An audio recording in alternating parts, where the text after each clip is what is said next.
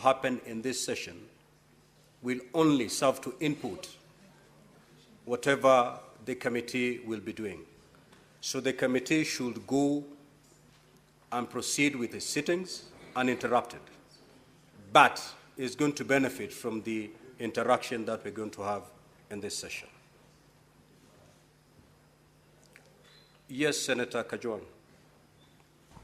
Mr. Speaker, as a senator of Homa Bay, where the gentleman who was killed by the police comes from, I'm concerned if you are going to prosecute this like a kamkunji. Mr. Speaker, please give us the assurance that we shall go pursuant to Article 125 of the Constitution and examine the witnesses on oath. Because, Mr. Speaker, if we go the kamkunji route, we are going to get political statements. We are going to be told people hit their heads on walls, and there'll be no consequences. So, Mr. Speaker, please, you have given directions that the House has been suspended, but please, let's enforce the issue of oath. That will give some comfort to the people of Homa Bay, to the parents, to the people who are watching, and will bind the witnesses to tell us the truth and nothing but the truth, because the consequences of that will be contempt of parliament, perjury, and those are criminal offenses. Thank you, Mr. Speaker. Very valid. Honorable senators, we need to start this session. We need to start the session. And just following on what the Honorable Senator for Homa Bay has said, we are here to hear nothing but the truth. And the only way we can be able to get the truth is when statements are made under oath.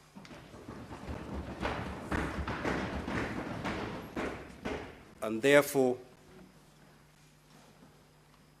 Clerk, I'm told that the chairperson of IPOA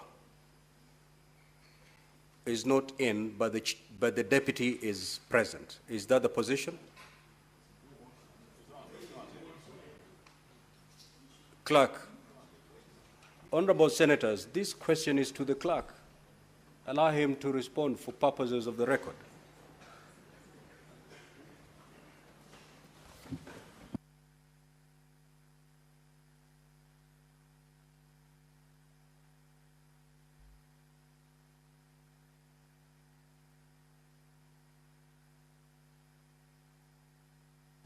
I'm informed that the chairman IPOA did write a letter indicating that he will not be in a position to be with us today, but he has sent his deputy in his stead.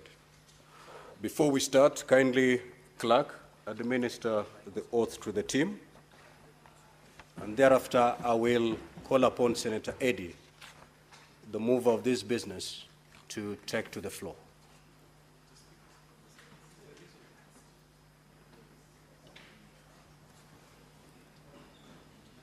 No.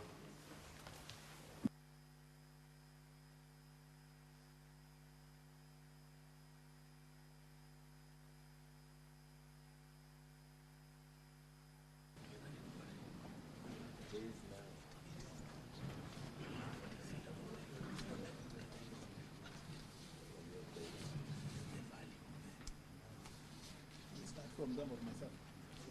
Start from me. The speaker will advise. Okay. Yeah. Clerk, kindly proceed to administer the oath. We will start, of course, with the CS, who is the head of the team. An oath for affirmation. An oath. An oath. So you read this text and put your name, your right hand will hold the Bible, and you put your hand on this constitution over here. Where is which one? This okay. Yeah. I, Onesmus Kipchumba Murkomen, do solemnly swear that the evidence that I shall give before the Senate in respect of the matters before the Senate, this committee, shall be the truth, the whole truth, and nothing but the truth. So help me God.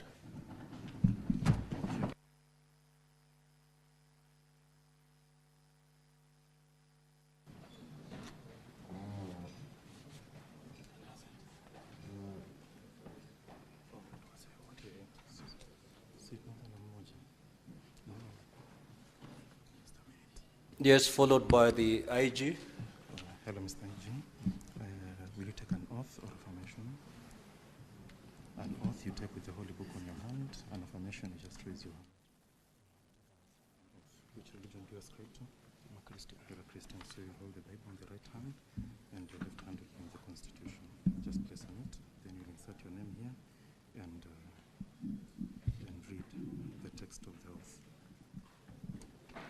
I, Douglas Kanja, the Inspector General, do solemnly swear that the evidence that I shall give before the Senate in respect of the matters before the Senate Committee shall be the truth, the whole truth, and nothing but the truth. So help me God. Thank you. That's all. I, Paul.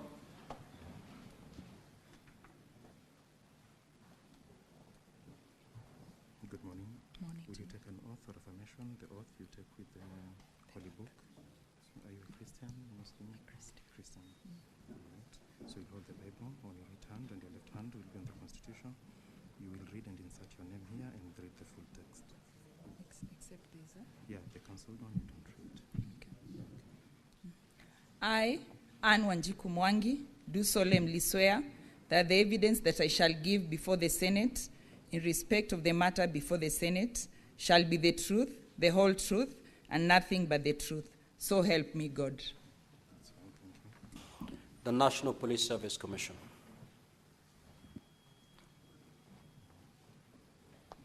Good morning. Good morning. Will you take an oath or affirmation? The oath you take with the Holy Book? Yes. Will you take an oath? Okay, so you place your left hand here. Are you, which religion do you ascribe to? Christian. Christian. So raise the Bible on your right hand. Then read the Constitution. Then read this text, insert your name here. I, Edwin Kiprono Cheluket, Vice Chairperson, National Police Service Commission, do solemnly swear that the evidence I shall give before the Senate in respect of the matters before the Senate shall be the truth, the whole truth, and nothing but the truth. So help me God. Thank you. That's all. The DCI.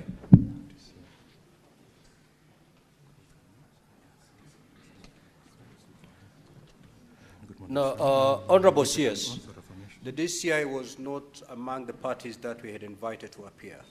In the event that he's going to give any information to the Senate, we will allow him to take the oath. Proceed, DCI. Yeah, good morning. So will you take an oath or affirmation? An oath. An oath. So you hold the Holy Book on the hand. Yeah, the Quran. Okay. Yeah. So you will insert your name here and read the full text. Raise your and your left hand on the Constitution.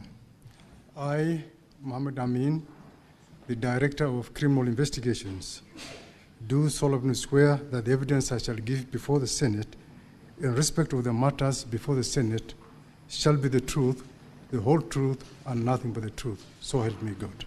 Thank you. That's all. Now, honorable senators, having administered oath to the parties that we've invited, I will now call upon the Senator for Migori County, Senator Eddie Okech, to take to the floor, him being the person or the senator who actually brought this matter before the House. Now, Honorable Eddie, and also to all honorable senators, let us avoid speeches. Straight to the question that you wish to get responses. Let's avoid speeches so that we avoid wasting a lot of time. And honorable CS with your team, if you get an opportunity to respond, please keep it concise, straight to the point also, so that we save on time. Honorable Eddie, you may proceed.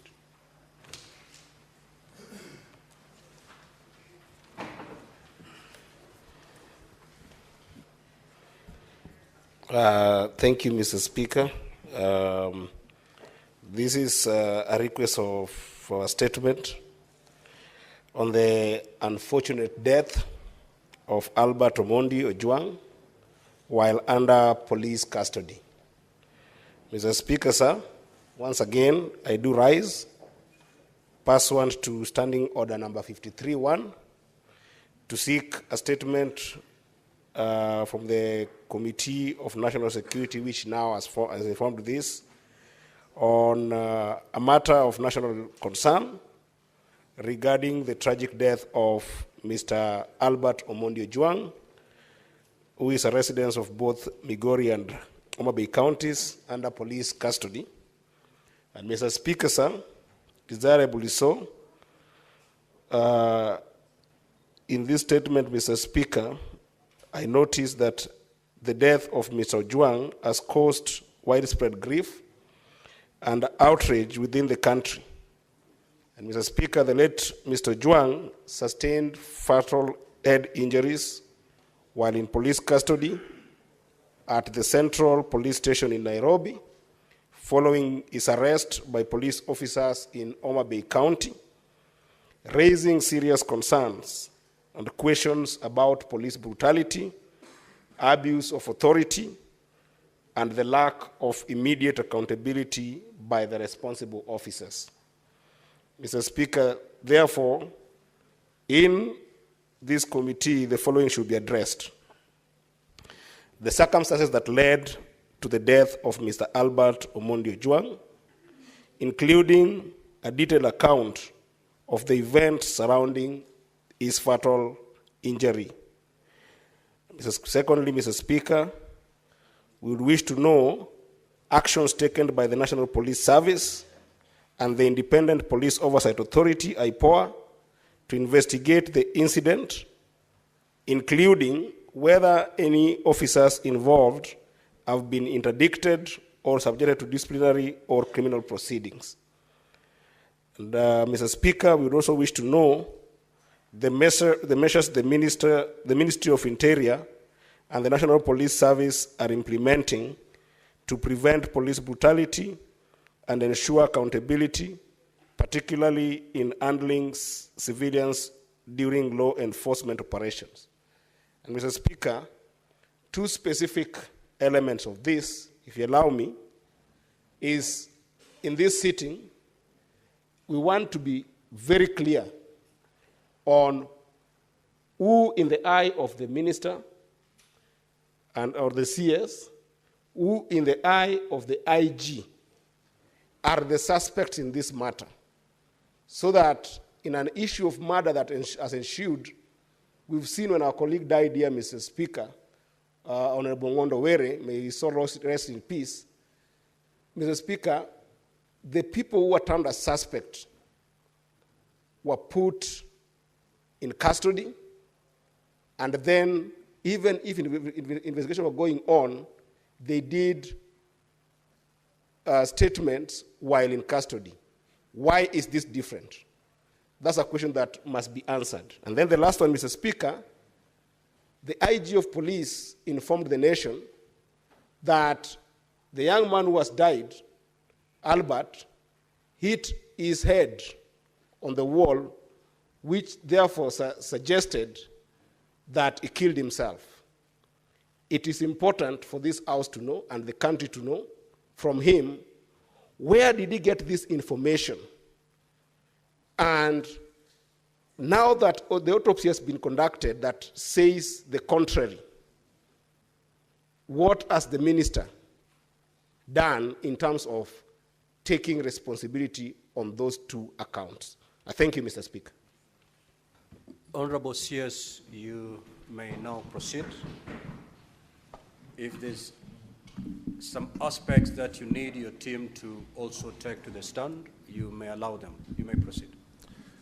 Thank you very much, Mr. Speaker. Mr. Speaker, I am here today pursuant to your invitation to appear before this House to address this very serious matter of the death of Mr. Albert Ojwang. Mr. Speaker, the tragic death of Mr. Albert Ojwang while in police custody has deeply pained the conscience of our nation. Parents have lost their only child, and I acknowledge this not as an isolated issue, because one life lost, Mr. Speaker, is under such circumstances like Ojwang is a life too many. Mr. Speaker, I am, as a parent, as a citizen of this republic, and as the person with the responsibility of presiding over this important ministry of government, Mr. Speaker, it is regrettable that such an act happened in our nation, particularly in the hands of the police officers. Mr. Speaker, I'd like to send my personal condolences to the family of Mr. Albert Ojwang, to his father, to his mother, to the wife, to the only child, Mr. Speaker, and the entire family, and to promise them that, Mr. Speaker, as a government official, I will cooperate, I will put every effort within my ministry to ensure that justice is served to this family, and, Mr. Speaker, that those who were involved in this action, Mr. Speaker, will be punished severely so that it becomes an example that, Mr. Speaker, such an act should not happen within a police custody. Mr. Speaker, I know this is not an isolated issue. The issue of police brutality has been part of our national discourse for far too long. Mr. Speaker, or Mr. Martin Kome, who was killed in the same manner like Mr. Albert Ojwang. And, Mr. Speaker, he was brought, the suspect was brought to justice because of this process of accountability. We know that there is a process of accountability on the case of Baby Pendo. We also know, Mr. Speaker, that the murder of my friend Wakili Kimani in 2016, again, those who performed that act were brought to justice, Mr. Speaker. I want to promise the family of Mr. Albert Ojwang, the people of Kenya, and this august House, that, Mr. Speaker, every effort will be put, Mr. Speaker, every resource that is required, where the ministry is required to provide resources, Mr. Speaker, for these investigations, and any support the investigators will require, we will do our best to make sure that, Mr. Speaker, justice is served to this family. Mr. Speaker, I want to bring to the attention of this House of Article 245 of the Constitution. Mr. Speaker, the 245(4) of the Constitution is very clear, Mr. Speaker, that the Cabinet Secretary responsible for police service, which in this situation is myself, Mr. Speaker, may lawfully give direction to the Inspector General with respect to any matter of policy for the National Police Service. Mr. Speaker, as a result of this provision, we have enough legal framework, we have policy framework, Mr. Speaker, that as the police service are under proper guidance, Mr. Speaker, to make sure that this issue of police brutality is dealt with. But, Mr. Speaker, I want to read the proviso, Mr. Speaker, to that very important provision, that Mr. Speaker, in respect, but no person, including the CS, may give direction to the Inspector General with respect to investigation of any particular offense or unoffenses. Mr. Speaker, the enforcement of the law against any particular person or persons. And 3, Mr. Speaker, the employment, assignment, promotion, suspension, of dismissal of any member of National Police Service. Mr. Speaker, we all know that because of our robust constitutional order, the independence of institutions is an extremely important value in our Constitution. And as a result, Mr. Speaker, to insulate the National Police Service from interference from the executive, even the President, Mr. Speaker, is barred from giving directions to Inspector General of Police in regard to any investigations that are going on in a particular matter. So my position, Mr. Speaker, is confined in law to the place where I give either policy directions that must be put in writing under Article 245 of the Constitution, and, Mr. Speaker, also to provide support, financial support, Mr. Speaker, and other resources that the Parliament, Mr. Speaker, has also the responsibility to provide these resources through the relevant institutions. So I sympathize with the position of Honorable AD. Mr. Speaker, I agree with him that something has to be done. But, Mr. Speaker, he has asked a very pertinent question as to who is the culpable person through my eyes. Mr. Speaker, unfortunately, the Constitution did not give me the eyes to see who is culpable. Those eyes have been given to the investigatory authorities under 245 of the Constitution, and that is why you rightly invited me, but also invited the independent institutions, Mr. Speaker. I'm confident, and this is the promise I give to the people of Kenya, that we will do everything within the ministry to ensure that there is no interference, There is no shielding of any individual. There is no cover-up, Mr. Speaker, from the part of the executive, and that, Mr. Speaker, that the Inspector General of the Police and the Independent Police Oversight Authority, which again, Mr. Speaker, in Article Section 4 of the IPOA Act, have been given independence, Mr. Speaker, in all matters of investigation regarding matters related to police brutality and police, Mr. Speaker, crimes committed by police officers. Therefore, Mr. Speaker, should questions arise that touch on policy issues, that touch on the ministry's policy contribution, Mr. Speaker, I am more than happy to respond. But I am glad to note that, Mr. Speaker, we have with us the Inspector General of Police, who exercises that independent authority, Mr. Speaker.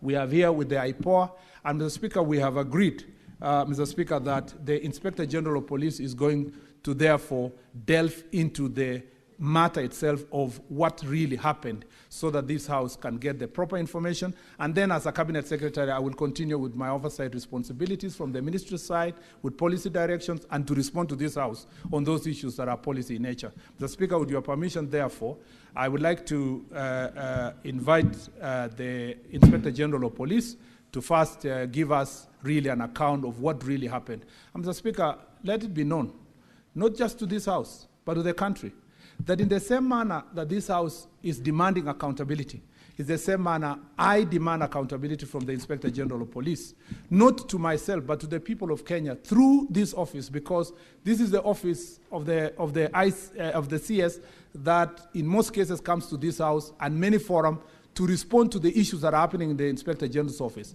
The same way many of you received the news of the death of Mr. Albert Ojwang is the same way I received with a lot of pain, Mr. Speaker. And I would never want this issue to continue because I sat, Mr. Speaker, where Senator Cheruiyot, Majority Leader, sits. And I sat behind there, Mr. Speaker, where Senator Chuto sits in the last parliament. And, Mr. Speaker, there were cases of police brutality, including of arresting our colleagues in this House. My name and my report is on the record of this House, in the hands of this House, really advocating for good behavior among the police officers. And I think, Mr. Speaker, even as we push it from the executive, I expect the same support from this House as we push on Order, the police side. Honorable Senators. Mr. May Speaker, the CS be heard in silence.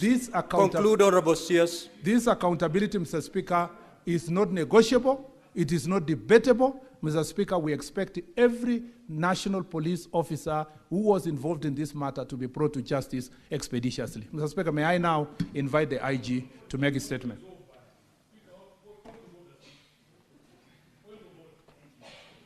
Senators will have an opportunity to speak. Allow Senator Sifuna, you cannot tell me no. You are trading on very dangerous ground, Senator Sifuna. Allow the IG, all the senators, you'll have an opportunity to speak. Allow the IG to take to the floor. IG, you may proceed.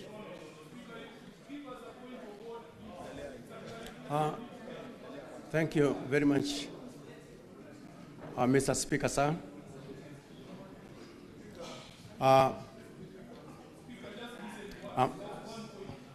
I'm here before this House courtesy of the invite that was done yesterday to address the... Honorable Senators, the minority leader and the majority leader approach the chair. Senator Sifuna, do not approach the chair. Minority leader and the majority leader to approach the chair.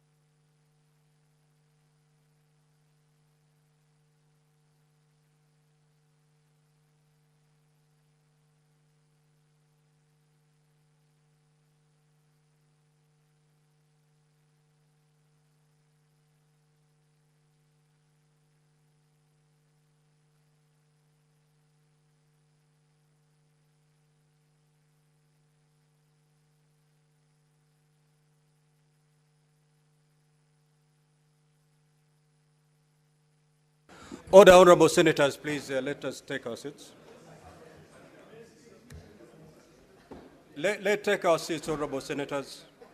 Senator Boni, Senator Boni and Senator Fernandi.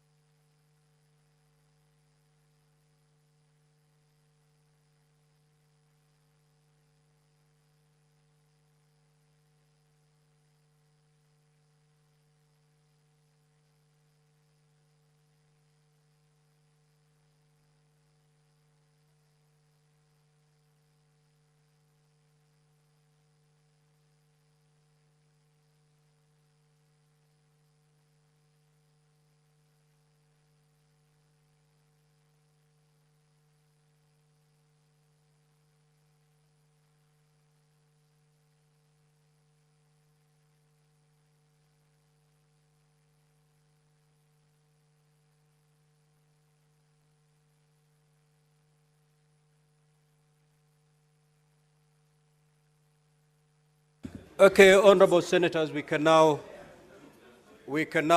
proceed.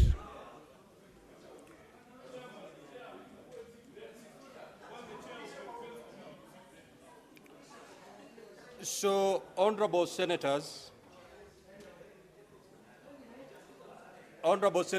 we had the IG on his feet before we started the consultations. I'm happy the consultations are now over. The IG, you may now take the stand. Now, honorable senators, you will have an opportunity to ask questions to all these.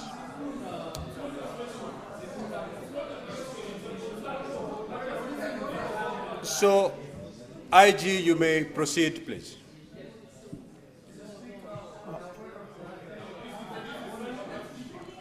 Senator Boni, just approach the chair. Listen to us. You want the chair of our committee to sit there because you don't want to listen to us. Just listen to us. You'll be available for.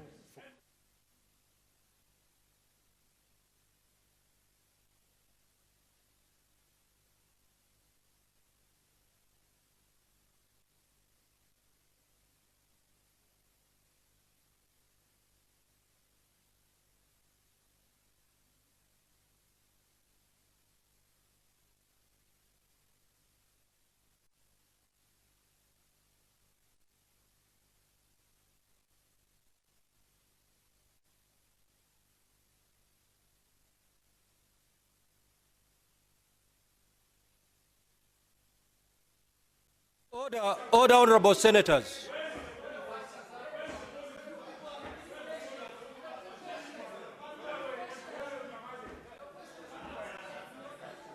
Order, honorable senators. Order, honorable senators. Now, honorable senators, this matter has affected everybody. It did not affect just a single senator. It has affected everybody. Everybody. is in pain.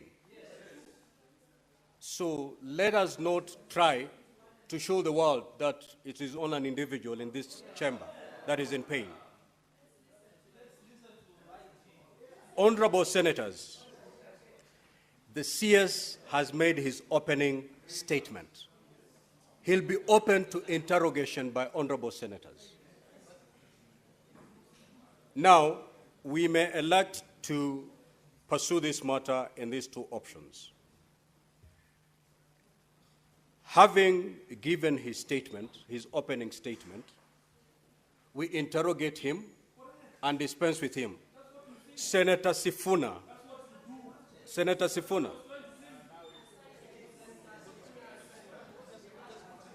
Honorable senators, we are not here for TikTok bites. We are here on a very serious matter.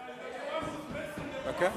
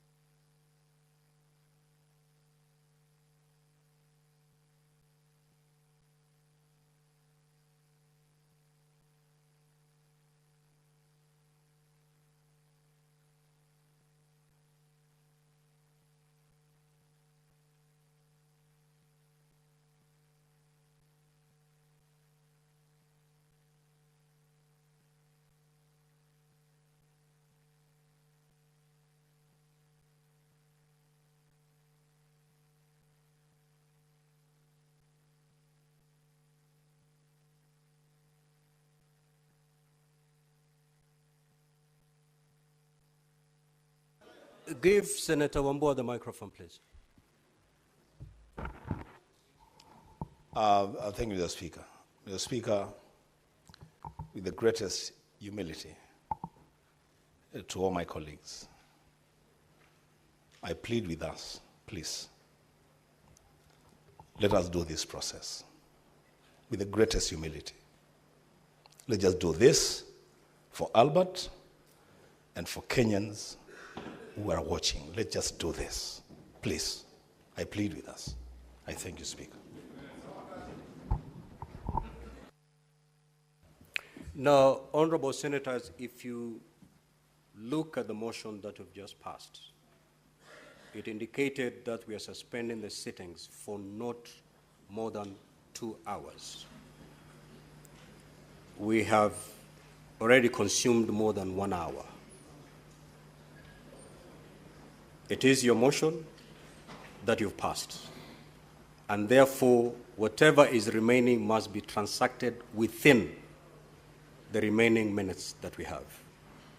We can decide to make full, good utilization of the few minutes remaining, or we can go back to where we've just been a few minutes ago.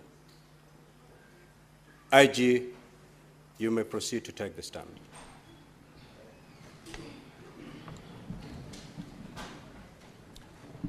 Mr. Speaker, sir, once again, thank you very much.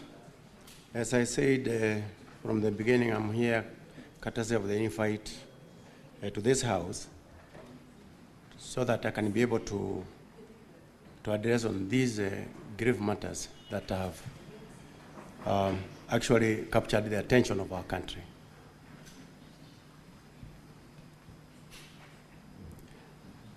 The National Police Service deeply regrets the unfortunate events that resulted in the death of Mr. Albert Ojwang while in police custody. The service extends its sincere condolences to the family and loved ones of the deceased during this difficult time. In line with our commitment to accountability and transparency, the service pledges full cooperation and support to the Independent Policing Oversight Authority, IPOA, as they undertake a thorough and independent investigation into the matter. In view of the above, the service wishes to provide the following chronology of events leading to the arrest of Mr. Albert Ojwang. The summary of incidents.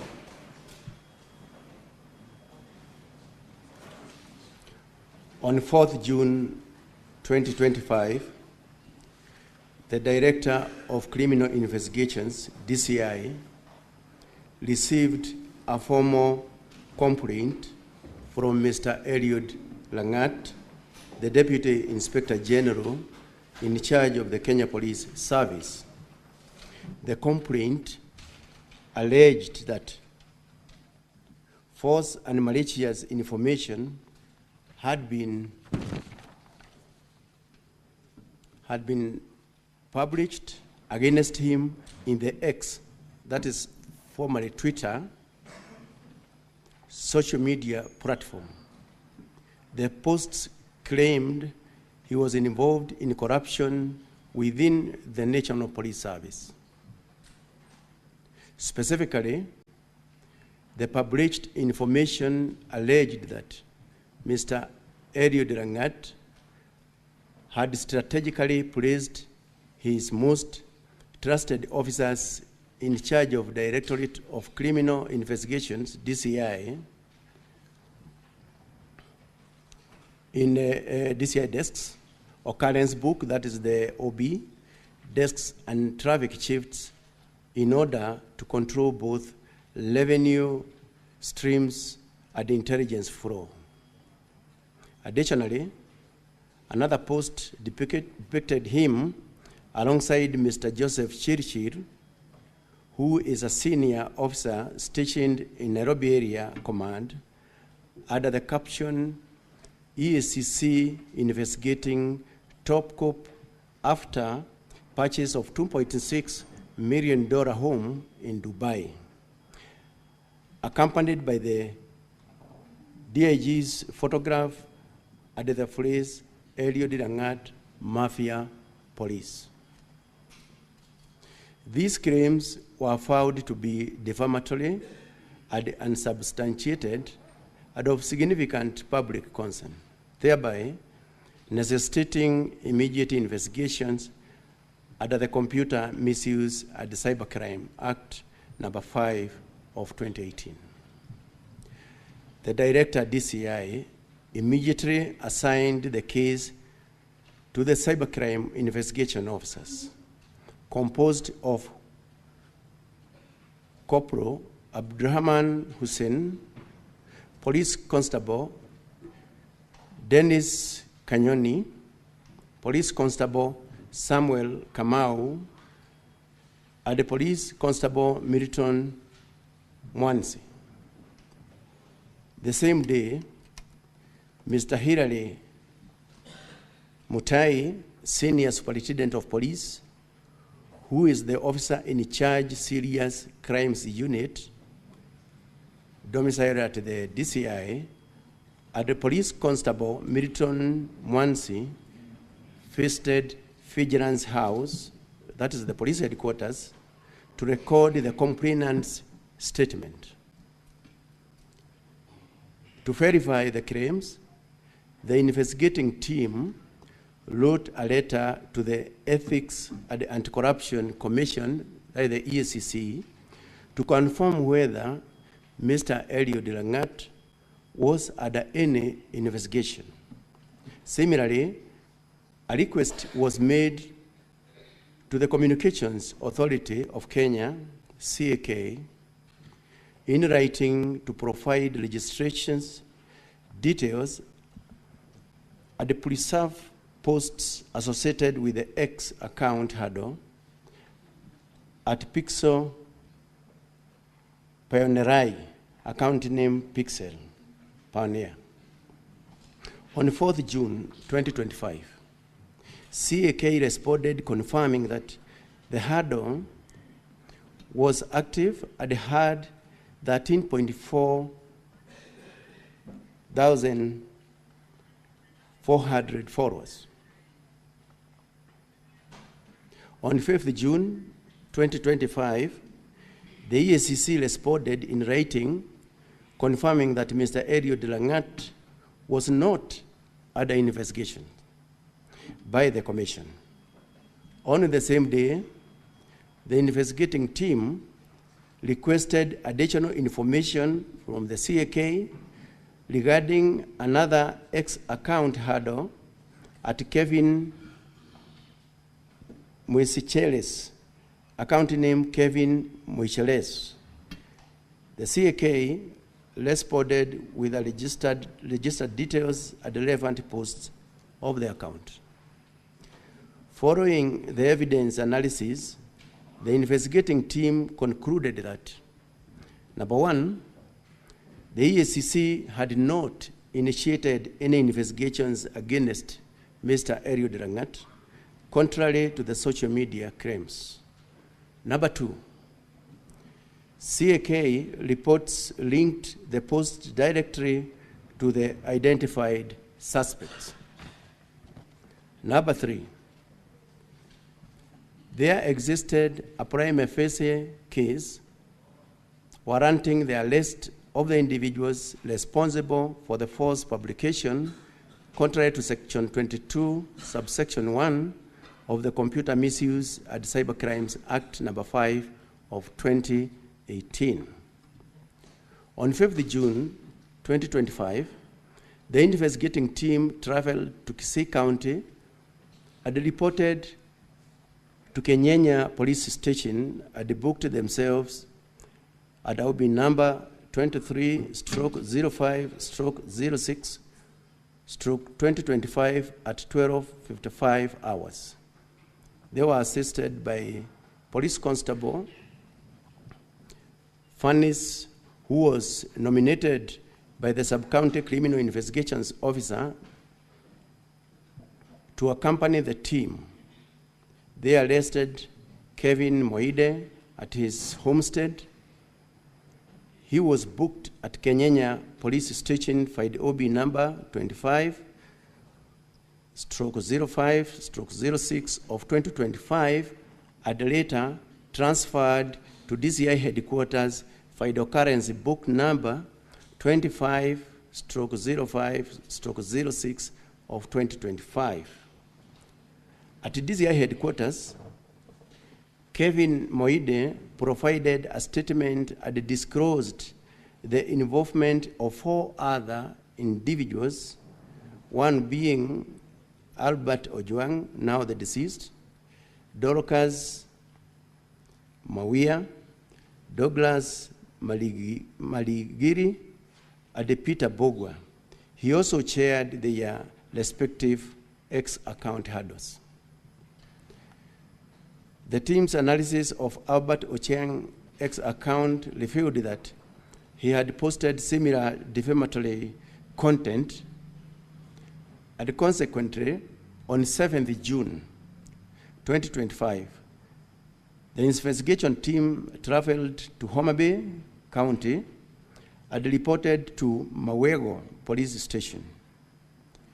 They were provided with 3 officers from the station by the officer commanding the station, the local OCS, to accompany them, and subsequently, Albert Ojwang was arrested at the booked file OB number 09/07/06/2025. His departure for Nairobi was recorded file OB number 11/07/06/2025 in the same police station. The team made a stop at Narok Town for refreshments, during which the suspect requested water, a bottle of soda, and a biscuit. They arrived at Central Police Station in Nairobi at approximately 21:17 hours. At 21:24 hours, Mr. Albert Ojwang contacted his wife via mobile number 0758 08 1612 to inform her of his safe arrival. Chief Inspector Taram, the officer commanding station, that is Central Police Station, was contacted via mobile number 0722 919 880 and authorized the booking. At PC Mohammed Rashid, Hero Abdullahi booked the suspect into the cells after confirming his normal physical and mental state, file OB number 136/07/6/2025 at 21:35 hours. In the early morning of 8th June 2025, it was reported by the officers manning the report office desk at Central Police Station, Nairobi, that they found Mr. Albert Ojwang unconscious at the cells during a routine visit. He was rushed to Bahari Hostel, booked file OB number 09/08/06/2025 at 01:39 hours. Unfortunately, he was declared dead upon arrival. In light of the death in custody, the Independent Policing Oversight Authority, IPOA, was notified immediately to conduct a thorough, independent investigation. Additionally, to safeguard the integrity of the process and ensure full accountability, the following actions were undertaken by the Inspector General. Number one, the interdiction of the officer commanding Central Police Station, interdiction of the duty officer on duty in the night of the incident, the interdiction of the cell sentry on duty during the time, the interdiction of all the officers who are on duty at the report office that night, ongoing review to identify and interdict any additional officers involved at the time. On 10th June 2025, a post-mortem examination of the late Mr. Albert Ojwang was conducted at the Nairobi funeral home. The autopsy was carried out by the following team of pathologists. Number one is Dr. Media, representing the government, Dr. Joroga, representing the government, Dr. Odul, serving as an overseer on behalf of the family, Dr. Mutuma, representing the family, Dr. Degwa, representing the independent medical legal unit. Following the examination of the body, they unanimously concluded that the cause of death was blunt force trauma, as evidenced by the following findings. Number one, head injuries, including internal bleeding into the head, features of the neck pressure, suggestive of compression or strangulation, multiple superficial injuries on the upper lips, lower lips, and trunk. The postmortem was witnessed and documented by the officers from the Independent Policing Oversight Authority, IPOA, the homicide team from the DCI, and the DCI forensic experts. Investigations into the matter remains ongoing under the direction of IPOA. The National Police Service remains committed to transparency, accountability, and the protection of human rights. All relevant information and the support are being provided to IPOA to ensure an impartial investigations. Thank you very much, Mr. Speaker. That is the information that I wish to provide to this House. Thank you. Thank you, IG. Honorable Senators, you've heard from the CS in charge of Interior and National Administration. We've also heard the IG giving an account of how this young man met his death. Now, at this juncture, I will allow intervention from honorable senators. Now, we need to agree on how we are moving forward, because on my dashboard, I have all of you on my dashboard. Yes, Chair, I'm requesting if IPOA they can give us what is the position so far, or what they have done. Well, so honorable senators, because this is your house. I'm here to make sure you conduct the business in an orderly manner, but this is your house. During the unfortunate incident that we've just witnessed, there was a school of thought that you'd wish to hear one witness, cross-examine that witness, dispense with that witness. Then there was another school of thought that in the interest of time, we hear all the parties that have been summoned to the Senate. And then thereafter, we allow honorable senators to shoot questions. Because I may not have a question to the honorable CS, but my question may be directed to IPOA, for example. So we may agree to hear all the parties that are before us. And then if you take to the floor, you direct the question to the party that you feel your question will adequately be addressed. Could we have IPOA on the stand?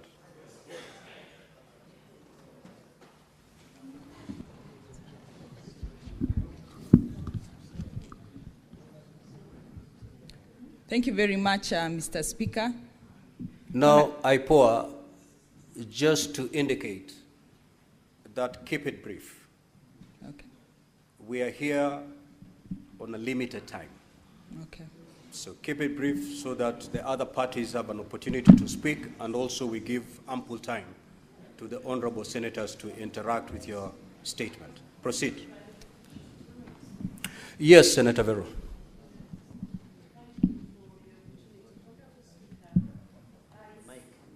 Need the mic. Honorable Speaker, I just need a clarification from you, Chair, whether it's possible to extend by 1 hour, because we might not finish within the 30 minutes. Is it possible? Because the questions might not find time.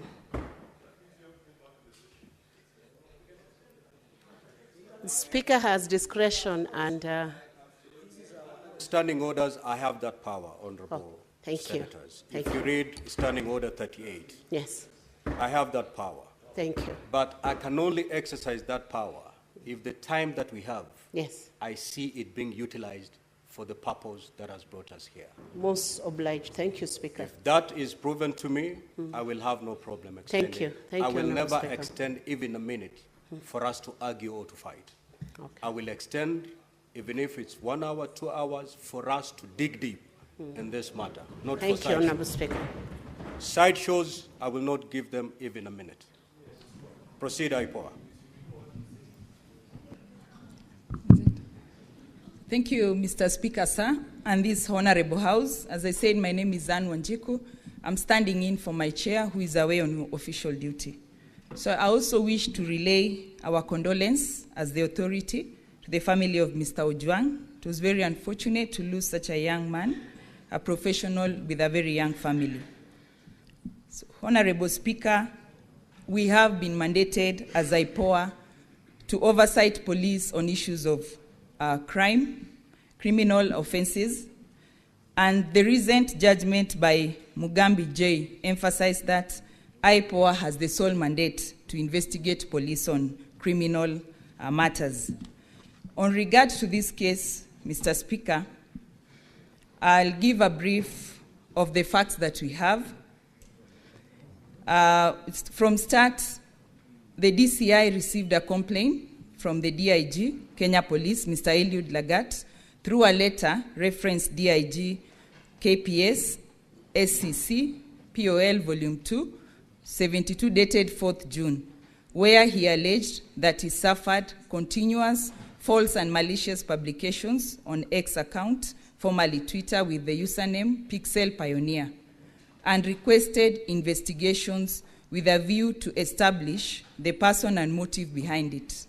On the same day, on 4th June 2025, the complainant was referred to Serious Crime Unit based at DCI headquarters for investigations. Through forensic analysis, they were able to identify the link used by the blogger and the person linked to the account as one Kelvin Moinde. On 5th June 2025, Kevin Moinde was arrested by DCI officers from the Serious Crime Unit at Gituki area, Bomachage, Borabu, and later escorted to Nairobi. He was placed in custody at Kamkunji Police Station, Nairobi. On interrogating the suspect, the officers established that one Albert Ojwang, herein referred to as the deceased, a resident of Leader Center within Homa Bay County, was a person of interest and therefore planned to arrest him. On 7th of June 2025 at around 8 a.m., team comprising of Sergeant Sigei, Sergeant Wesley Kipkorir Kirui, PC Dennis Kenyoni, PC Milton Mwanze, and PC Boniface Rabudo went to Leader Center in Homa Bay County and arrested the deceased at around 2:30 p.m. and took him to Mawego police station, and a letter in custody via OB 10/7/6 of 2025. At around 3:54 p.m., the deceased was booked out via OB number 11/7/6 of 2025 and escorted to Nairobi, where he was booked at Central Police Station via OB number 136/7/6 of 2025 at 9:31 p.m. On 8th June 2025, according to the police signal, the deceased was rushed to Bahari Hospital by police officers from Central Police Station, where he was declared dead and later taken to City Funeral Home. The authority learned of the death of Albert Ojwang in police custody on 8th June from the media, as well as through the police signal sent to the authority by the IG, and immediately commenced investigation. We have achieved the following tasks, Honorable Speaker. The scene was visited and documented for the purpose of preserving the integrity of the evidence, to establish the sequence of events, and identify any indicators of misconduct. Number 2, blood samples were collected from the scene, and blood spatter analysis was also done by our investigating officers. 3, all relevant police documents were collected from Central Police Station. The CCTV DVR was seized and forwarded for forensic analysis. Statements from all the 5 DCI arresting officers were recorded. A letter addressed to Bahari Hospital requesting information on whether the deceased was treated at the facility was delivered. A reply is expected by 11th of June, that is today. The family of the deceased was contacted. Potential witnesses were also identified. The occurrence book records were obtained from Mawego Police Station. The post-mortem examination was attended, and a copy of the report was obtained. The samples drawn from the deceased body were secured and are pending onward transmission to the government chemist. The statement of one detainee held at Central Police Station was also recorded. The following are the pending tasks, Mr. Speaker: to forward the collected samples from crime scene for analysis, to forward samples collected from the deceased body for analysis, to record a statement of other potential witnesses and family members, to record the statement of the officers from Central Police Station today, and the statements were to start, the recording was to start at 9 a.m. at our offices at the headquarters, collect medical documents from Bahari Hospital, that is the feedback, and analyze evidence, and also to generate a report on the same. The key findings: 1, that the CCTV systems located at OCS office had been interfered with. Number 2, that the post-mortem conducted on 10th June 2025 revealed the cause of death as head injury due to blunt force trauma, neck compression, and multiple subcutaneous bruises all over the body. This, Honorable Speaker, the autopsy report and our preliminary investigation rule out the theory of suicide. Thank you, Honorable Speaker. The National Police Service.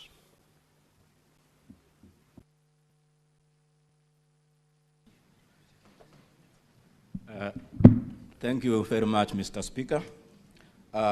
This is the National Police Service Commission. As you are aware, Mr. Speaker, we don't have full commission right now, but I'm standing in as the Vice Chair, awaiting the appointment of the rest of the commissioners to join the commission. Speaker, I don't think at this moment I'll have much to say, but first to pass condolences to the family and the entire country for the unfortunate event.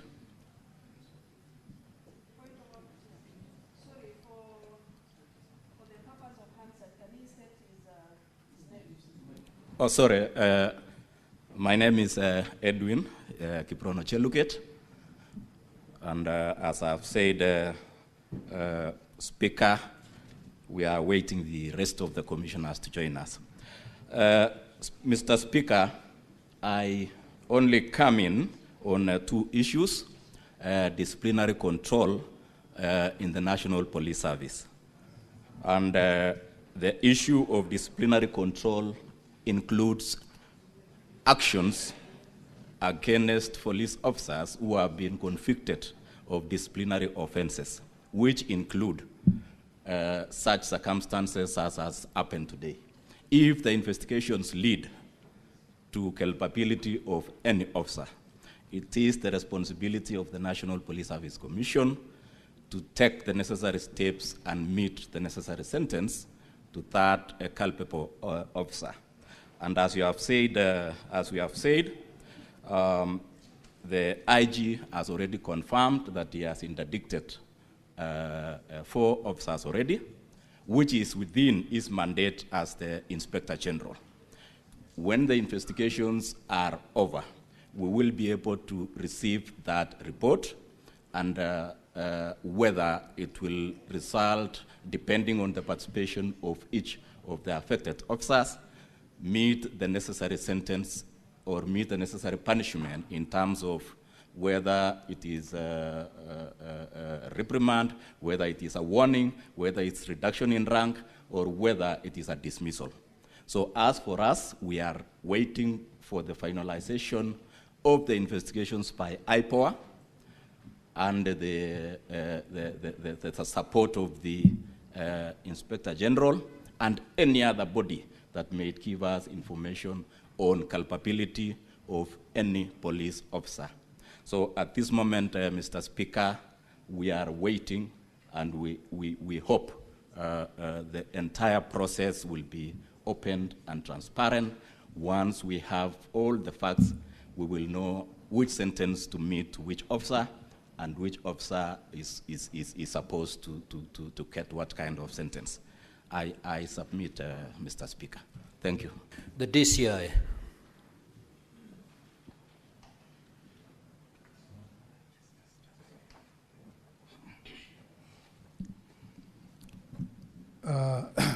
Thank you, Honorable Speaker. Mine is to join my colleagues first in really expressing my sincere condolence to the family, the relatives and friends of the deceased, the late Albert Ojwang. It was indeed a very, very unfortunate incident. Otherwise, Honorable Speaker, mine is to associate. State your full names and then you proceed. Honorable Speaker, my name is Mr. Mohammed Amin, the Directorate of Criminal Investigations. And I would like at this juncture, Honorable Speaker, to associate myself fully with the submissions made by the Inspector General before this August House. And again, reiterate the fact that as a directorate, we are ready and willing to assist the Internal Policy and Oversight Authority in terms of the investigations in whatever way we are requested. Thank you, Honorable Speaker. Now, Honorable Senators, those are the parties that we had invited for purposes of interacting with them on this matter of the death of the young man. I will now, this is how we're going to move, Honorable Senators. If you take to the floor, you will state to which party you're directing your question to. Then that party will write down your name and the question. After we are done, I will call upon the CS. He'll pick whatever has been directed towards him and respond to it. And thereafter, we will move to the rest of the parties. Senator Eddie Okech.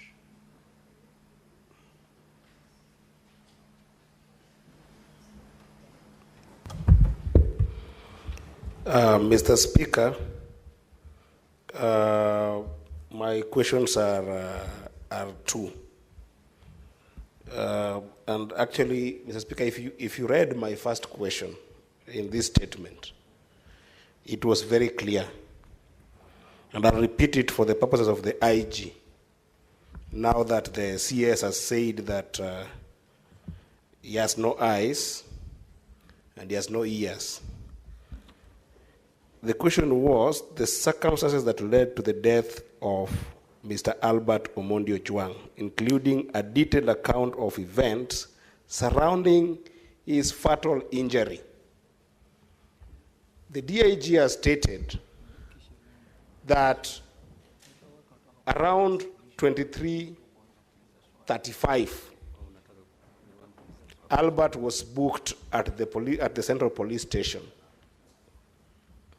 And he has stated that Albert was booked after an assessment had been done that he was in good condition, he was in good mental condition, as well as physical condition. The question I'm asking the IG, who beat Albert to the conditions that he was found the next day in the morning when he was taken to the hospital? What happened at that night is what we want to know. And alongside that, Mr. Speaker, the IG is on record having stated in the media that Albert hit his head on the wall. Who gave him that information? And does he still stand by that information given what IPOA said of the autopsy report? That is what I want to know. What happened in that night? I thank you, Mr. Speaker. Senator Methu. Senator Methu, no speeches. Thank you very much. I'll be very, very direct to the point, Honorable Speaker.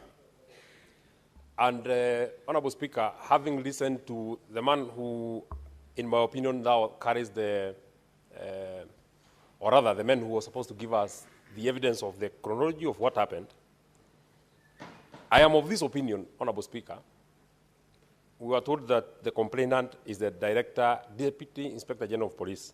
I'm of this opinion, Honorable Speaker, that from what the Inspector General of Police has said, it is my opinion that the evidence he has put together is the corrected evidence.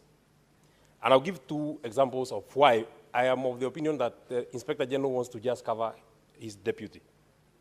He says that, Mr. Speaker, he says that the complainant lodged a complaint on the 4th of June. There are 4 officers that he has said who were supposed to go, or rather, who were to take the statement from the Inspector General of Police. May I take you to the 5th of June when he has said 2 letters were made. One, they first received the response from the EACC on the 5th of June. They wrote another letter to the CAK on the 5th of June. On the same day, they received a letter from the CAK.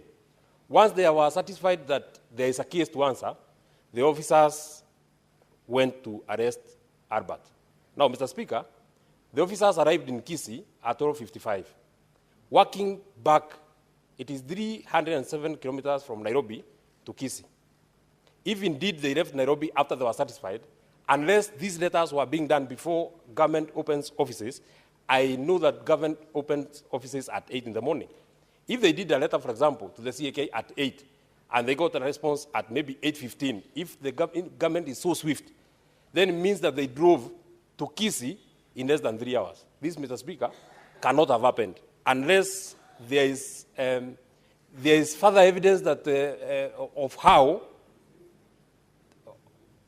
No, we have been told that they didn't fly. We have been told that Senator they drove Methu, to Kisii. don't engage your colleagues, just proceed. Oh yeah, they drove all the way to Kisii. And they go to Kisii from what the Inspector General of Police has told us at 12:55 hours. Honorable Speaker, that already, there is eyebrows that this evidence has been deconstructed. This is not original evidence. This is not a true record of what happened to Ojwang. And I am very sad that the Inspector General of Police, in my opinion, I'm giving my opinion, a parent who is here. Just ask your question. So that is my question. My second question. And Honorable Speaker, I don't know why colleagues have a problem. Order, honorable senators. Just one, let me just direct you. I will not take any points of order. We have just suspended the sitting. We are here not strictly enforcing the standing orders. Allow the honorable senators, you've made a basis for your question, proceed to ask the question. You know, Mr. Speaker, we are here because we want to know what happened to Albert Ojwang. If any information can help us know what happened to Albert Ojwang, then it will help us move. Maybe finally, may I know from the Inspector General of Police, once it was established in the morning that Albert was unconscious and he was being rushed to hospital, the choice of Bahari Hospital instead of Kenyatta National Hospital, just a question to maybe to help in the investigation, because I've seen from Central Police Station to Kenyatta National Hospital via Hospital Road is 5.1 kilometers. To Bahari is 5.8 kilometers via Valley Road. Mr. Speaker, I would have imagined that there are better facilities and there are better facilities at Kenyatta National Hospital, and being a hospital that is nearer the Central Police Station, Honorable Speaker, I would have expected that is where Albert would have been taken. Thank you. Senator Osotsi.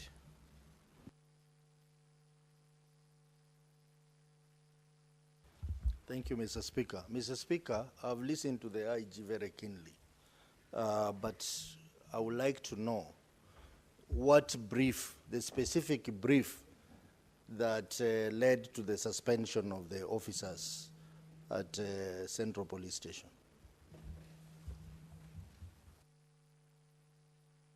Senator Bone. Mr. Speaker, my first one is to CS Murkomen. Mr. Speaker, patriots in this country fought against detention without trial, and CS Murkomen, I assure you, they are going to fight against extrajudicial killings, especially within police custody. The question is this, CS. The Deputy Inspector of Police, Mr. Eliud Lagat, went against the provisions of Chapter 6 of the Constitution, went against the provisions of the National Police Act, specifically Section 17, and in general, the Leadership and Integrity Act. You, as a member of the National Security Council, where you sit together with the IG, both of you are present here. Why have you found it difficult to advise the necessary authorities that Eliud Lagat be dismissed from service? My next question, Mr. Speaker, is to CS, not CS, to the IG Kanja. IG Kanja, Kenyans who know you, we have a lot of respect for you because you are the officer, unknown to some people, who defeated the terrorists at Dusit 2 Hotel. We know you as a serious police officer. We've been wondering why these killings under you, and now that Lagat is the person we have found to be who he is, we can now very well see who has been undermining you. I therefore want to appeal to you. Tell this country, a spokesman by the name of Mushiri Nyaga, the police spokesman, he misrepresented material facts. He attempted to conceal this killing. He went and interfered with the circumstances of the crime by stating that Omondi Ojwang hit his head on the wall. IG Kanja, why have you not arrested him? He has information which in his statement under arrest will help to point fingers at who gave him this deliberate statement so as to do what I have said above. Finally, Mr. Speaker, back to Kanja and or Amin. IPOA has now told us the names of the officers from DCI who went to Migori to go and arrest Ojwang. Can you tell the country how it came to pass that Ojwang was moved all the way, Ojwang,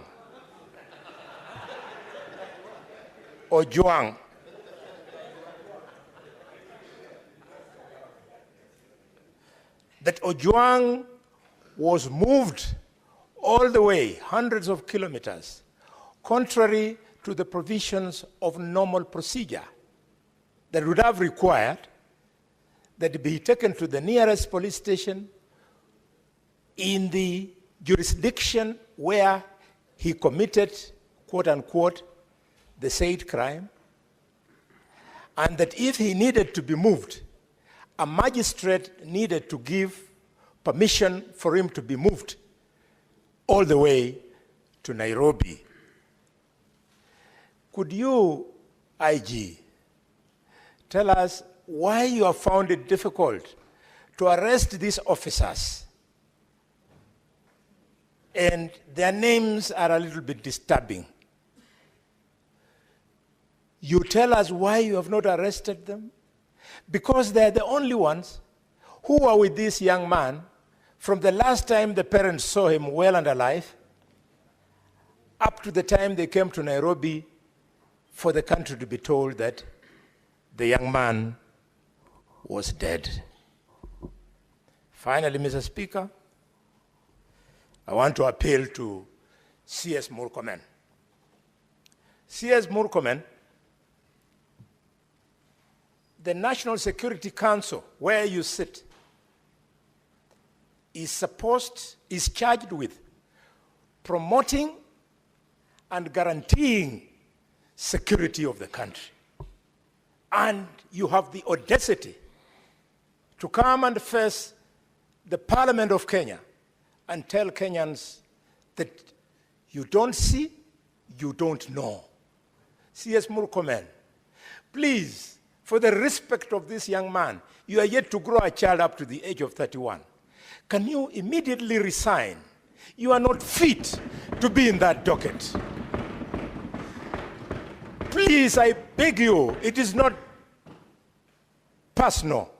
And if you think I'm joking, you are a well-read man. You know that in 2011, in Tunisia, a street hawker by the name of Mohamed Baouzi was killed.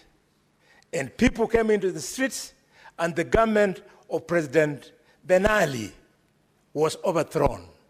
You truly don't know what you're playing with. Please resign. You cannot be an inspiration to be in cabinet. Senator Majayo.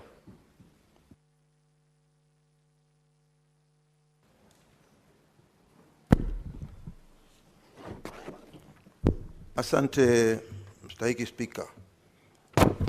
Swala langu la kwanza linakwenda kwa Inspector Generali. Inspector Generali, nataka atueleze wazi kabisa ni kwa sababu gani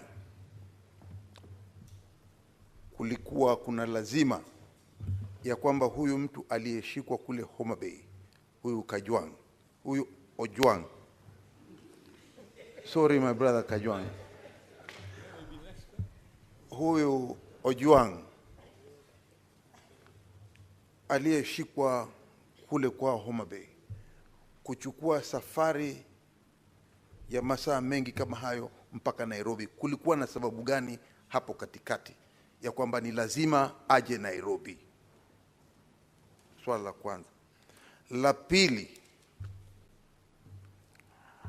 nataka kujua ni kwa sababu gani alipokuwa amefika Nairobi kulikuwa na wale mapolisi waliotangulia kuingia ndani ya cell na kuharibu zile CCTV ziko pale ndani, ili chochote kitakachofanyika pale ndani, atakayeingia na atakayetoka hataweza kuonekana katika ile kamera. Ni nani waliofanya kitendo kama hicho ambacho kiliweza kupoteza ile CCTV isiweze kuona ni nani aliyeingia ndani ya ile cell ambayo Ojwang alikuwa hapo. Na hatimaye mwisho, ile CCTV ambayo ingetusaidia wale watu waliingia pale ndani, wewe mwenyewe ukiwa kipaumbele ukisema ya kwamba pengine huyu alijigonga mwenyewe akafa. Nataka kukuambia ukweli wa mambo ni kwamba hakuna binadamu ambaye yuko ndani ya cell anaweza kujigonga mwenyewe mpaka akajiua unless alikuwa na akili punguani. Kwa hiyo nataka kujua wale walioingia, wale mapolisi walioingia pale ndani na wakamuua Ojwang ni kina nani? Tunataka kujua. Asante Bwana Speaker. The Majority Leader. Mr. Speaker, I have followed the presentation from IPOA, who are the constitutionally charged body with investigating such incidents. However, I found their answer to be a bit too vague, Mr. Speaker, because of no specific reference to certain critical things that the country wished to know at this particular time. It will help this country, Mr. Speaker, to appreciate if in the course of their investigation they have been able to establish, because you've seen the list of the interdicted officers, the OCS, the officers who are on duty, Mr. Speaker, and now this morning, IPOA has just listed the names of the officers who went all the way to Homa Bay to pick Mr. Albert Ojwang. Mr. Speaker, from IPOA's records and the investigation, wouldn't it have been beneficial if the representative, the vice chair from IPOA, would have let this House and the country know whether, in accordance to the investigation, by the time Albert Ojwang arrived at Central Police Station, what was his state, Mr. Speaker? Second and most importantly, where are these officers, both the OCSs, Mr. Speaker, not both actually, the DCI officers that picked him and the officers who interacted with Albert Ojwang in the course? Have they recorded their statements, Mr. Speaker? And by when do we expect that we will see, Mr. Speaker, the conclusion of this investigation, the closure of the file, forwarding to DPP for people to be charged, Mr. Speaker? If I could get those three specific items, Mr. Speaker, then I will appreciate and know that for sure something is being done to give justice to the family of this deceased young man. I thank you, Mr. Speaker. Senator Kajwang. Mr. Speaker, for the record, the name Ojwang in Luo means abandoned, neglected, and raised in hardship. And clearly, you can see it has come to be true in the case of Albert that we are talking about today. Mr. Speaker, can the Inspector General of Police withdraw and apologize in this House for the assertions that he made through the formal communication by the National Police Service that Ojwang killed himself? Mr. Speaker, in my culture, suicide brings stigma, and the IG of police has brought untold suffering, stigma, to the family of Ojwang by purporting that this gentleman killed himself when the autopsy clearly reveals that he was killed in the hands of police. Can you direct the IG to apologize and withdraw on the floor of this House on the strength of the autopsy report? Mr. Speaker, secondly, there are many good officers in the National Police Service. We must agree. All the members of Senate here have one or two police officers assigned to them. And I think generally they are people of good conduct. But there are few bad apples, Mr. Speaker, that need to be fumigated. And that is where the National Police Service comes in, and the CS for Interior. has a CS done any policy directives in writing pursuant to Article 245 to deal with those bad elements? Mr. Speaker, further, if you pursue the proximate cause theory, it was a complaint by DIG Lagat that led to the arrest of this young man in Lida, in Mawego, and that led to his death. Mr. Speaker, why is DIG Lagat still in office when it is his complaint that triggered the chain of actions and reactions that led to the death of this young man? Can the Inspector General tell us why?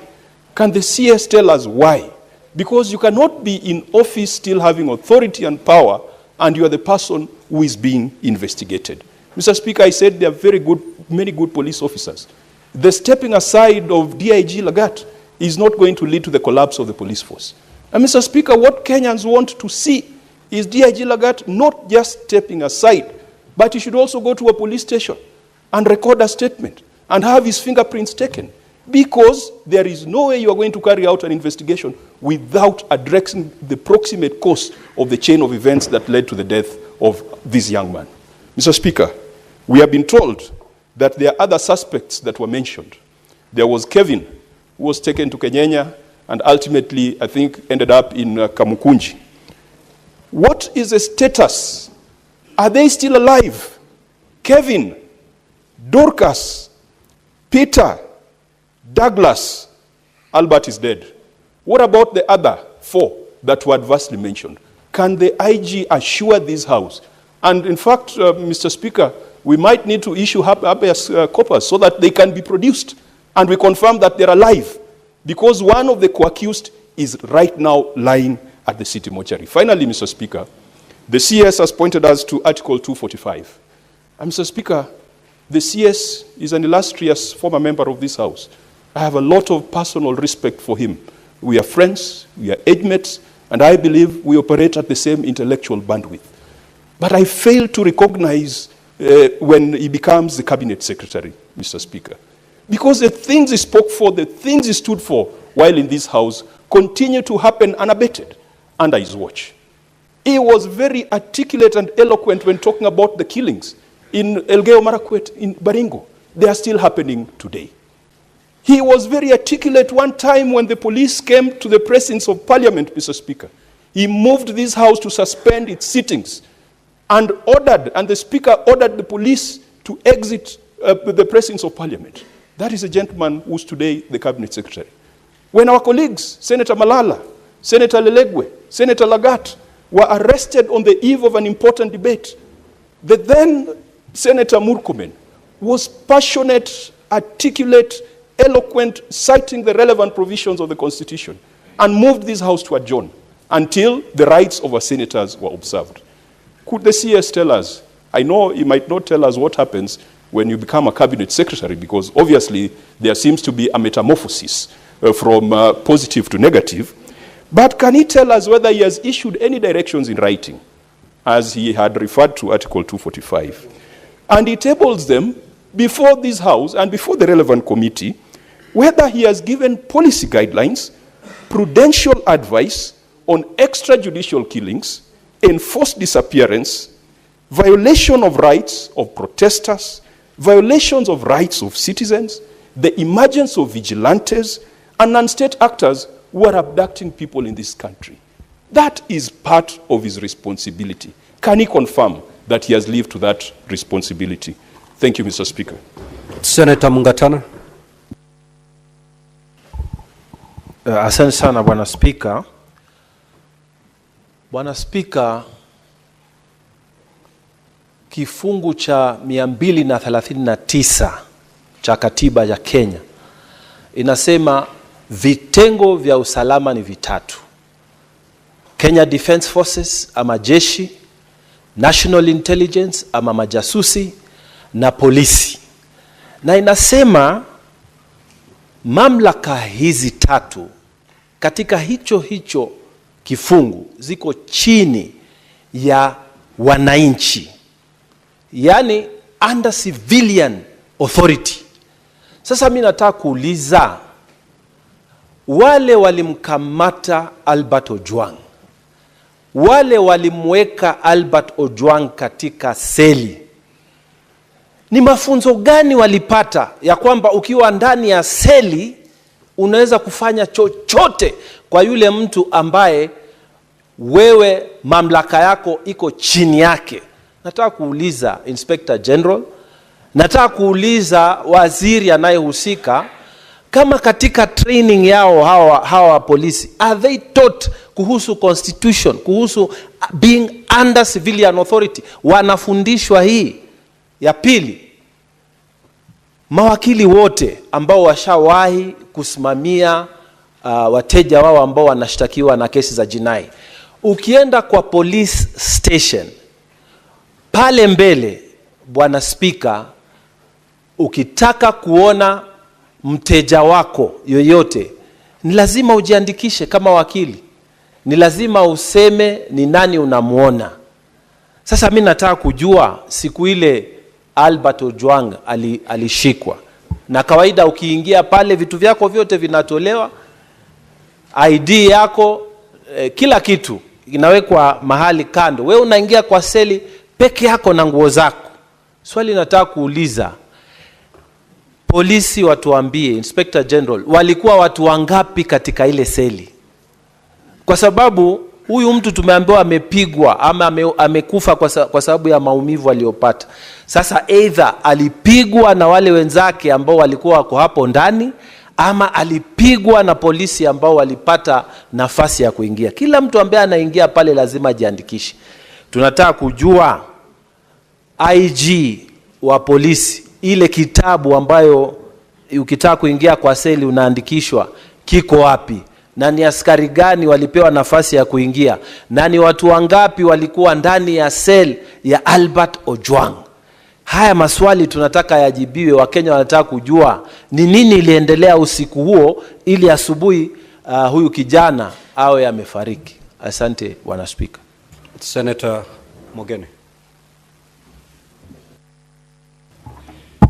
Yes, thank you, Mr. Speaker. Mr. Speaker, the people who have appeared before us this morning have sworn, I believe Mr. Amin swore through a Quran, and the others lifted a Bible. And when I had read a Quran, sometimes the Quran strongly condemns murder.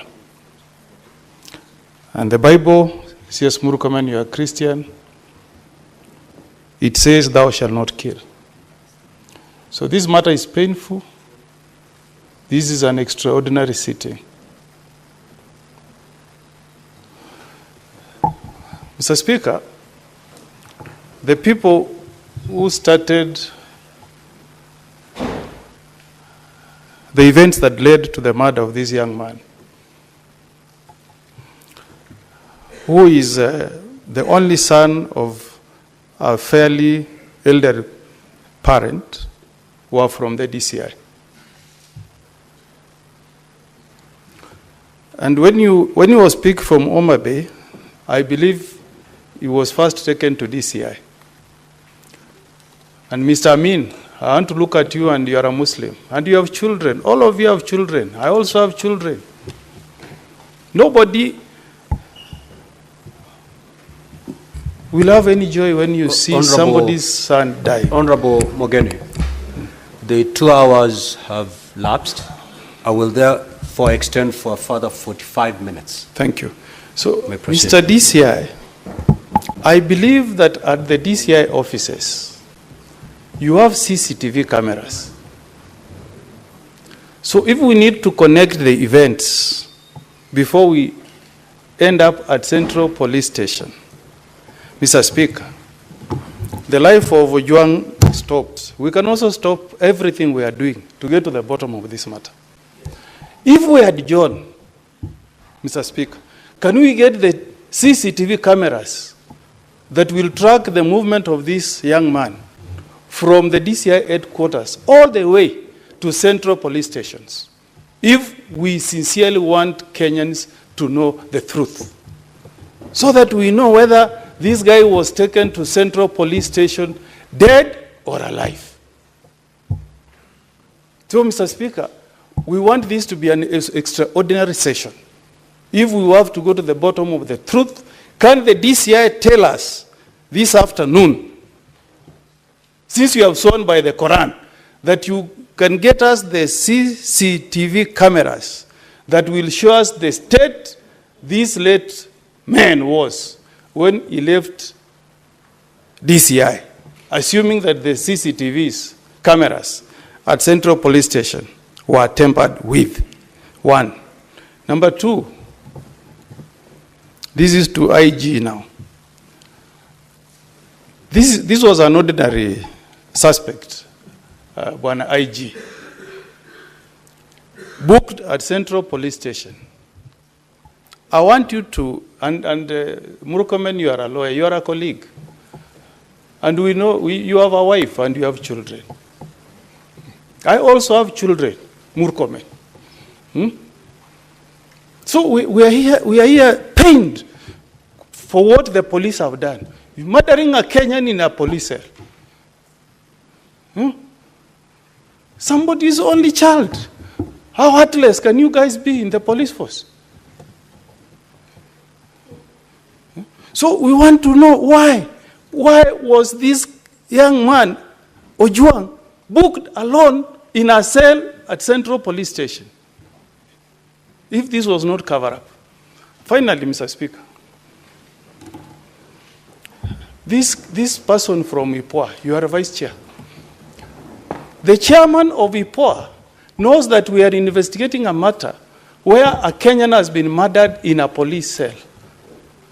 A safe haven for any criminal. When you go to a police cell, lawyers will know it's a safe haven. Mr. Speaker, I want to know this afternoon, where is this chairman of IPOA? Mr. Speaker, where is the chairman of IPOA? When we have adjourned every business to address this matter, what is that so important business that he can travel out of the country instead of coming to the house to give us the answers that we are seeking? Finally, Mr. Speaker, this is to CS Murkomen. Because you are a colleague, we were with you here last session. You know chapter 14 as a total 10 articles, 10 of them. You know that Article 240 establishes the National Security Council.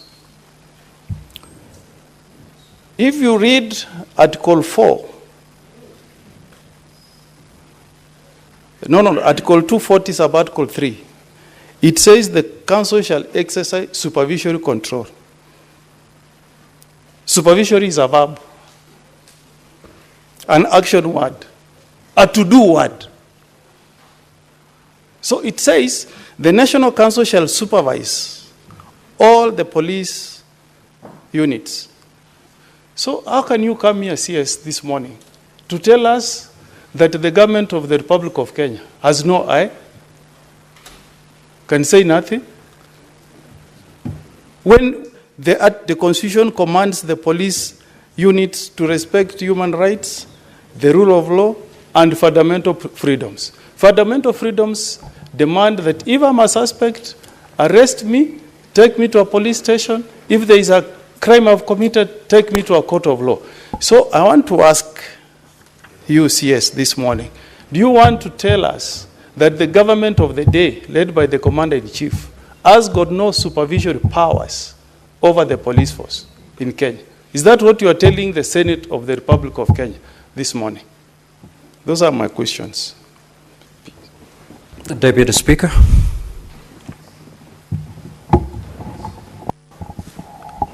Honorable Speaker, I did want to join my colleagues in addressing this matter. And Mr. Speaker, the report that the DCI officers who brought Albert Ojwang to Nairobi, and the report that he was safe and his body was okay, was of good health. I want to ask IPOA, because they have agreed with that report. And also they have made a conclusion at the end of the day that Albert Ojwang did not commit suicide. They have already concluded to that bit. So I want to ask IPOA, how truthful is the report that you have? Because maybe I saw from the media that there is a CCTV at the entrance of the Central Police Station. There is a CCTV also at the reception.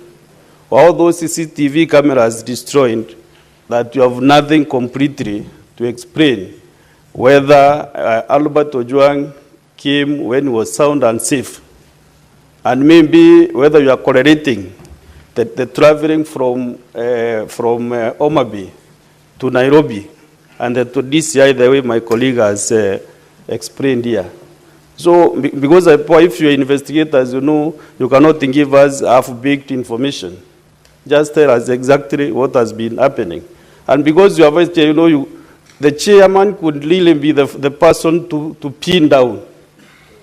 But because you are the vice chair, there are some things maybe even you have not privy to what is happening. Where is the chairman? Where is he that he cannot attend this important session?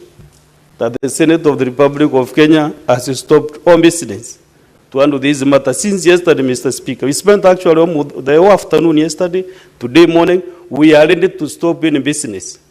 I was to travel actually to my county. I have suspended everything that I was to do, either personal or official duties, so that we can handle this matter. Mr. Speaker, you can even decide we'll do it even in the afternoon.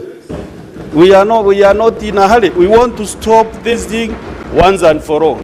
We want to help Kenyans. We want to help the government of Kenya to function. We can only help if we deal with the officers working for the government. Maybe the person at the helm might not be aware of what is happening, but we can only deal with issues affecting Kenyans if we handle officers of government to task. Let them explain. If the officer will say, I was given the authority to say this or to do this by another officer who is there than him, we want to go that level, Mr. Speaker. Therefore, my colleagues agree with me that we can suspend all business. Actually, the order number 9 was a report from liaison officer. Mr. Speaker, I'm not ready to move that order until we get clear information from this team which is here. We are not in a hurry. Let the Senate of Kenya, which I'm serving in this 13th Parliament, be known as the Senate which stopped extrajudicial killings. Mr. Speaker, 4 years ago we lost a very young man, not a sniper, Daniel Mudeini, sniper from Meru. Up to date, that guy has never been banned because we are waiting for investigations to be concluded. We lost another gentleman, Mwenda Mbijewe, in 2016. Up to date, we have no traces of Mwenda Mbijewe. Sniper is lying at the morgue in Maua Hospital. Still, we said we shall not bury him as a Meru community until we get justice for Sniper and his family. So, Mr. Speaker, I don't think if I'm a senator representing a community and then we come and rush over issues here, then we are doing the wrong thing, Honorable Speaker. Mr. Speaker, I can even resign as a senator for Meru if any business that we do here, we don't do it conclusively. I can tender my resignation. If at all we are doing things covering and then the officers will go, no conclusion. And Mr. Speaker, I'm really at the pains because of those 2 guys from Meru. Now the case of Homa Bay, I mentioned again, Homa Bay is breeding. They lost an MP the other day. They have lost another young soul. Mr. Speaker, we must get these things right, Mr. Speaker. And when we are consulting with my friend here, Majority Leader, he is also at the pains. He wants to see everything. Kila kitu acha ituchimbue kwa hii msakato saa hii, Bwana Speaker. Asante sana, Bwana Speaker. Senator Wambua, Senator Mazai and Senator Majority Leader just approach the bench. Senator Wambua, you may proceed. I thank you, Mr. Speaker. Mr. Speaker, first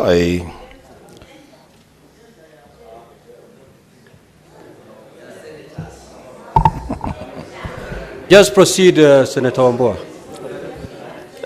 Thank you, Mr. Speaker. Mr. Speaker, first of all, I want to register my displeasure want to register my displeasure, Mr. Speaker, with the absence of the IPOA chairman in these proceedings. And I will say this for the record, that IPOA is perhaps the weakest link when it comes to investigating crimes committed by police officers. You have failed this country. The absence of your chairman in a proceeding as important as this is just a testimony of how casually you do your work. To hear that the IPOA chairman is in Arusha undertaking whatever business he's undertaking, when this matter is being transacted in the Senate, is a shame. Now let me go to the questions that I want to ask. One, to the AG. Was Central Police Station the first police station for Albert to be booked upon arrival in Nairobi? Is that the place where he was first booked? Secondly, IG, did you tell us on record and under oath that the OCS Central Police Station confirmed that Albert was in good physical health at the time of being booked in the police cell? For us, if that question is answered, IG, then it will lead to a lot of other conclusions. Was this man okay when he was being booked in the police cell? But IG, who interfered with the CCTV cameras at the Central Police Station on the night in question? And you cannot tell us you don't know. Because if you don't, there's a big problem. Who exactly interfered with the CCTV cameras and for what reason? Number 4, to the CID boss.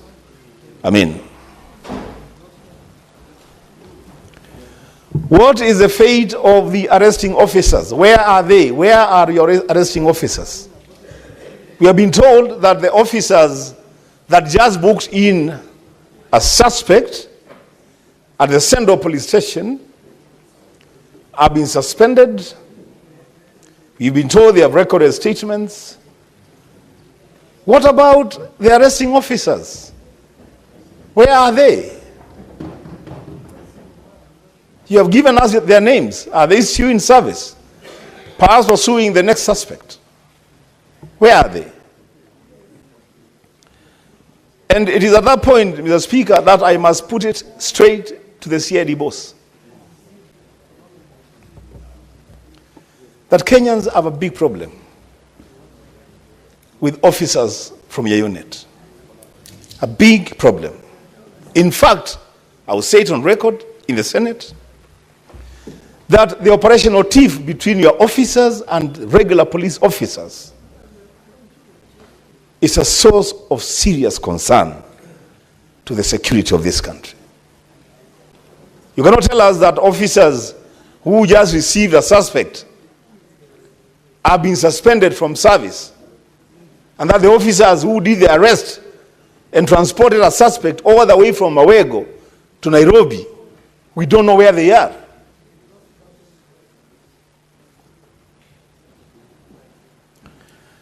To CS Murkomen, as I conclude.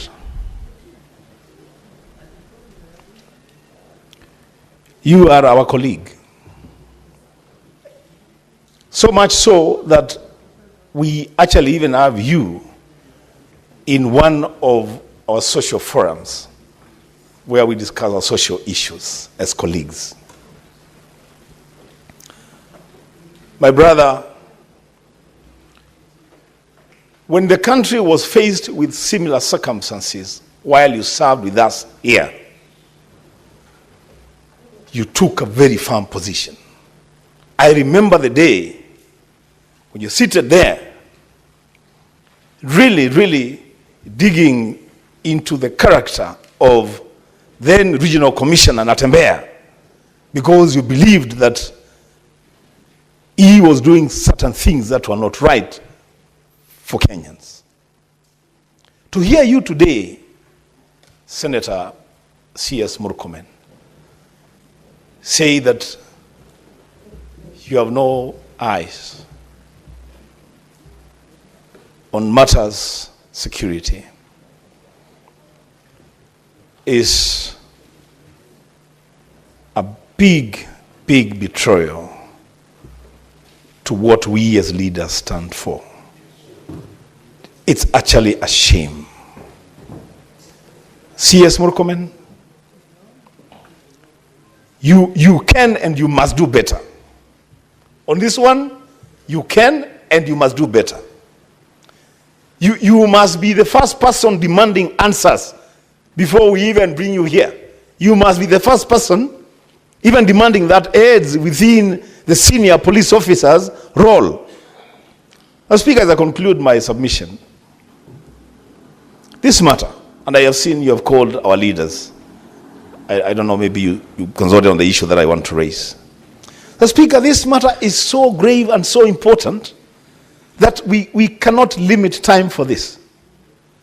If it means that we spend the whole day today here dealing with this matter, so be it.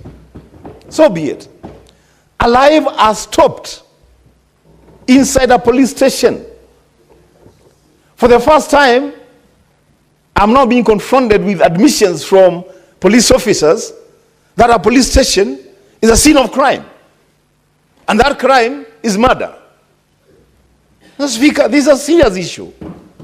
If people are being killed in police stations, we cannot say that we are rushing to do other things. As Senator Merwa said, we have suspended a lot of things.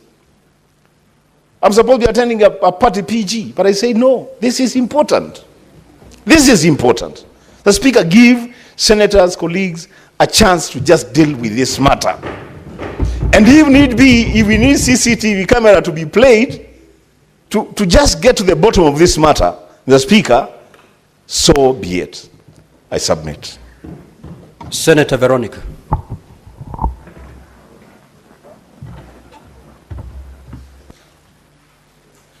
Thank you, Honorable Speaker, for the opportunity. And I want to thank the CS for coming in promptly to respond to issues that arise on your desk. Issues of serious urgency and serious emergency in our country. Honorable CS, I want to take you to Article 244 before I get into the questions, the specific questions of this matter.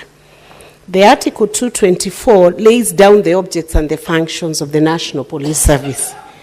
Honorable CS, I'm very concerned that, number one, under Article 244, sub-articles C and D, the National Police Service is supposed to comply with constitutional standards of human rights and fundamental freedoms of Constitution 2010, and D, to train staff to the highest possible standards of competence and integrity, and to respect human rights and fundamental freedoms and dignity. And I want to remember the police officers who served during our days in the university. Honorable CS, we used to attend the Christian Union in main campus. We would go back to Parklands at night. The people who would escort us in the night were police officers. Where are the police officers upholding the constitutional standards of human rights and fundamental freedoms? And what are you doing as a means of policy to guide and help the police service to comply with Article 244 C and D? And a few years ago, there was a police reform program which was being managed by Laikipia University and maybe other universities. Is that program still on? Because I sense the police officers may not be understanding what to do with suspects when they arrest them. Are you going to revise your management strategy on how you reform the handling of suspects from the time of detection of crime, arrest, placement into custody, bail and board process, and how do you show accountability to Kenyans? What are you going to do following these very distressing incidents of Albert Ojwang losing his life in a police suspect? Until when that suspect is produced in court, how are Kenyans going to check? What document are they going to be checking? The next time somebody is arrested in a police station, are they going to sign something that they are not beaten? By the time they exit that police station within the 24 hours, what document is that suspect going to be given to show to Kenyan a form of accountability that all has been well when they are arrested? That's one question. And then I come to the specific questions that beg answers and which Kenyans want to hear. Who deleted Albert's X account? And when was it deleted? And what was the reason for that X account being deleted? IPOA, you are the agency investigating this specific aspect. Initially, the account was being investigated for posting something against the DIG.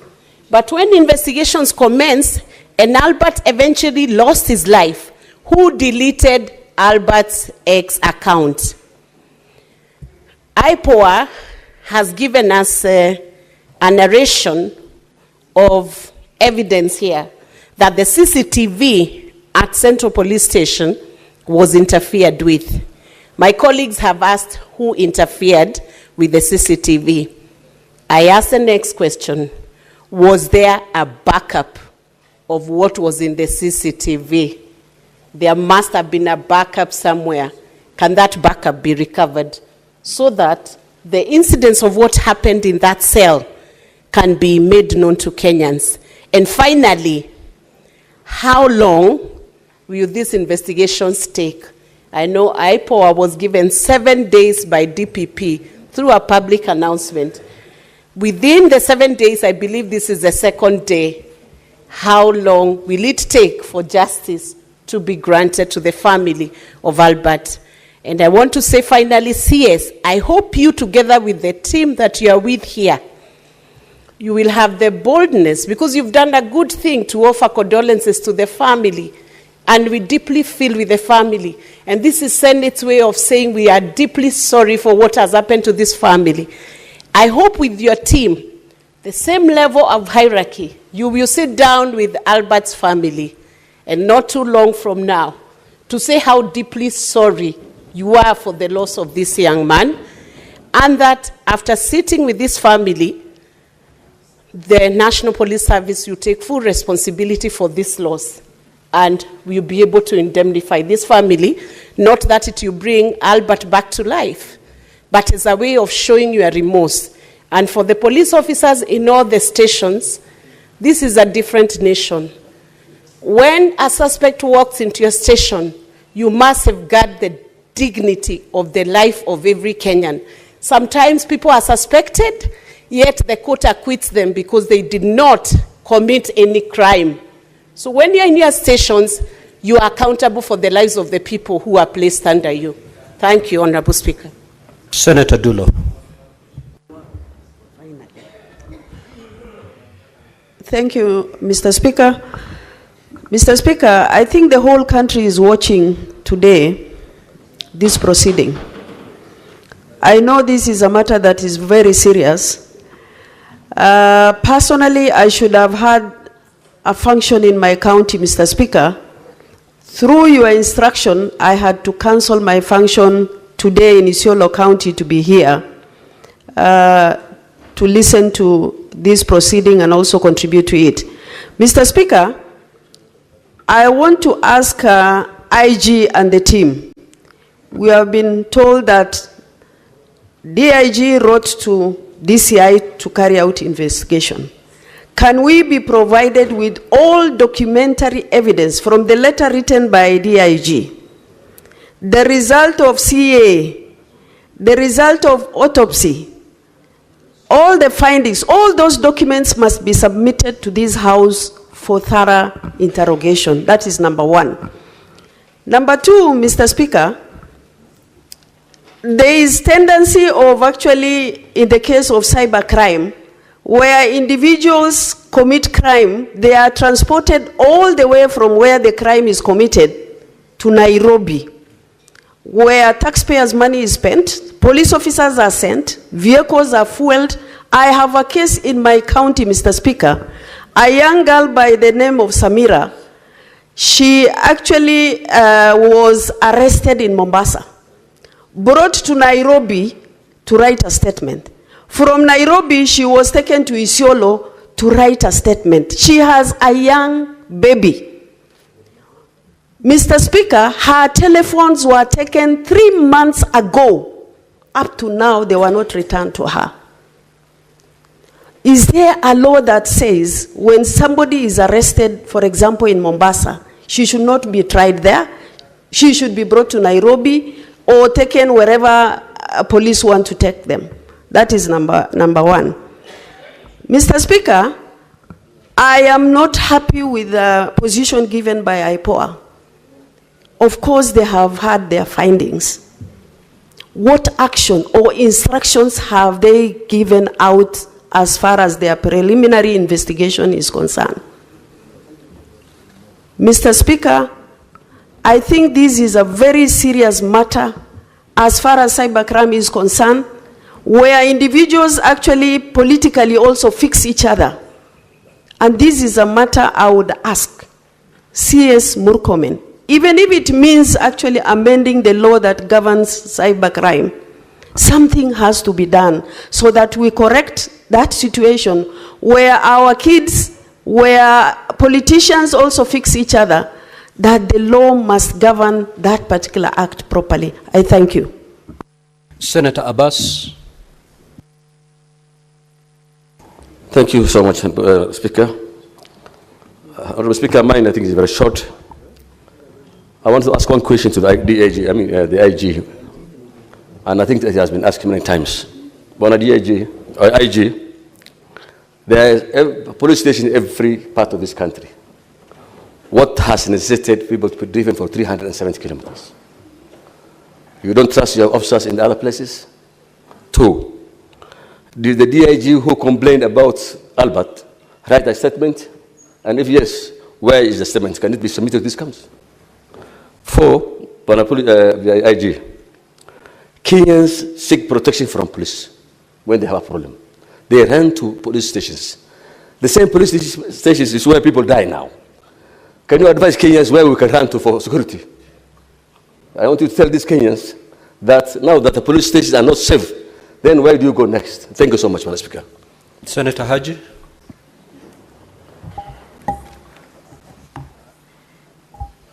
Thank you very much, Mr. Speaker. Mr. Speaker, sir, I would like to start by sending my condolences to the family and friends of the late Albert Ojwang. What happened to him is indeed a sad incident, and it should not happen to any Kenyan. Any life, one life, is a life too many when we lose. And Mr. Speaker, sir, today is a special day. It is quite unprecedented that we have having this special sitting to discuss the death of a Kenyan. And I hope that this is a precedent that we are going to set as this Senate and as a country in the whole.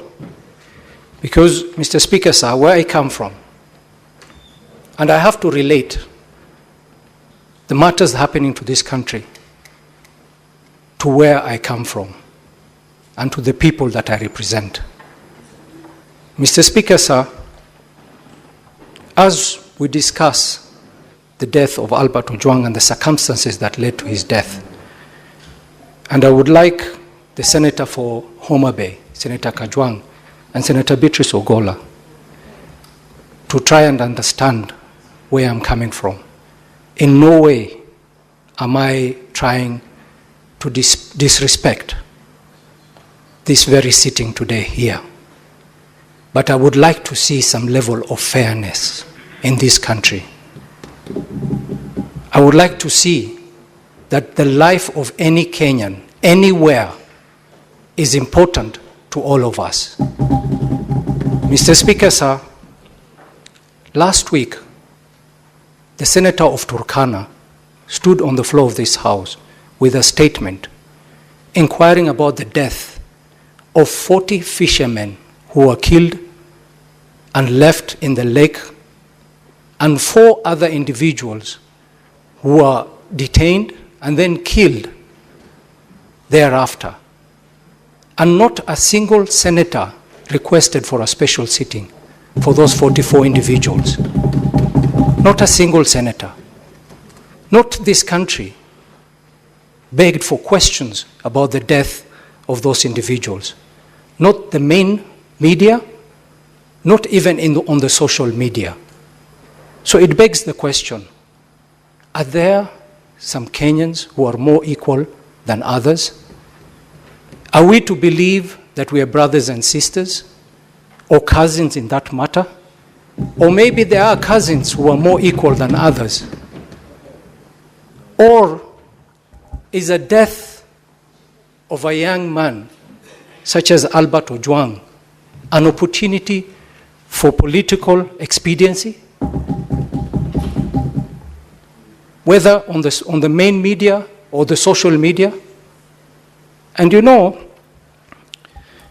Mr. Speaker,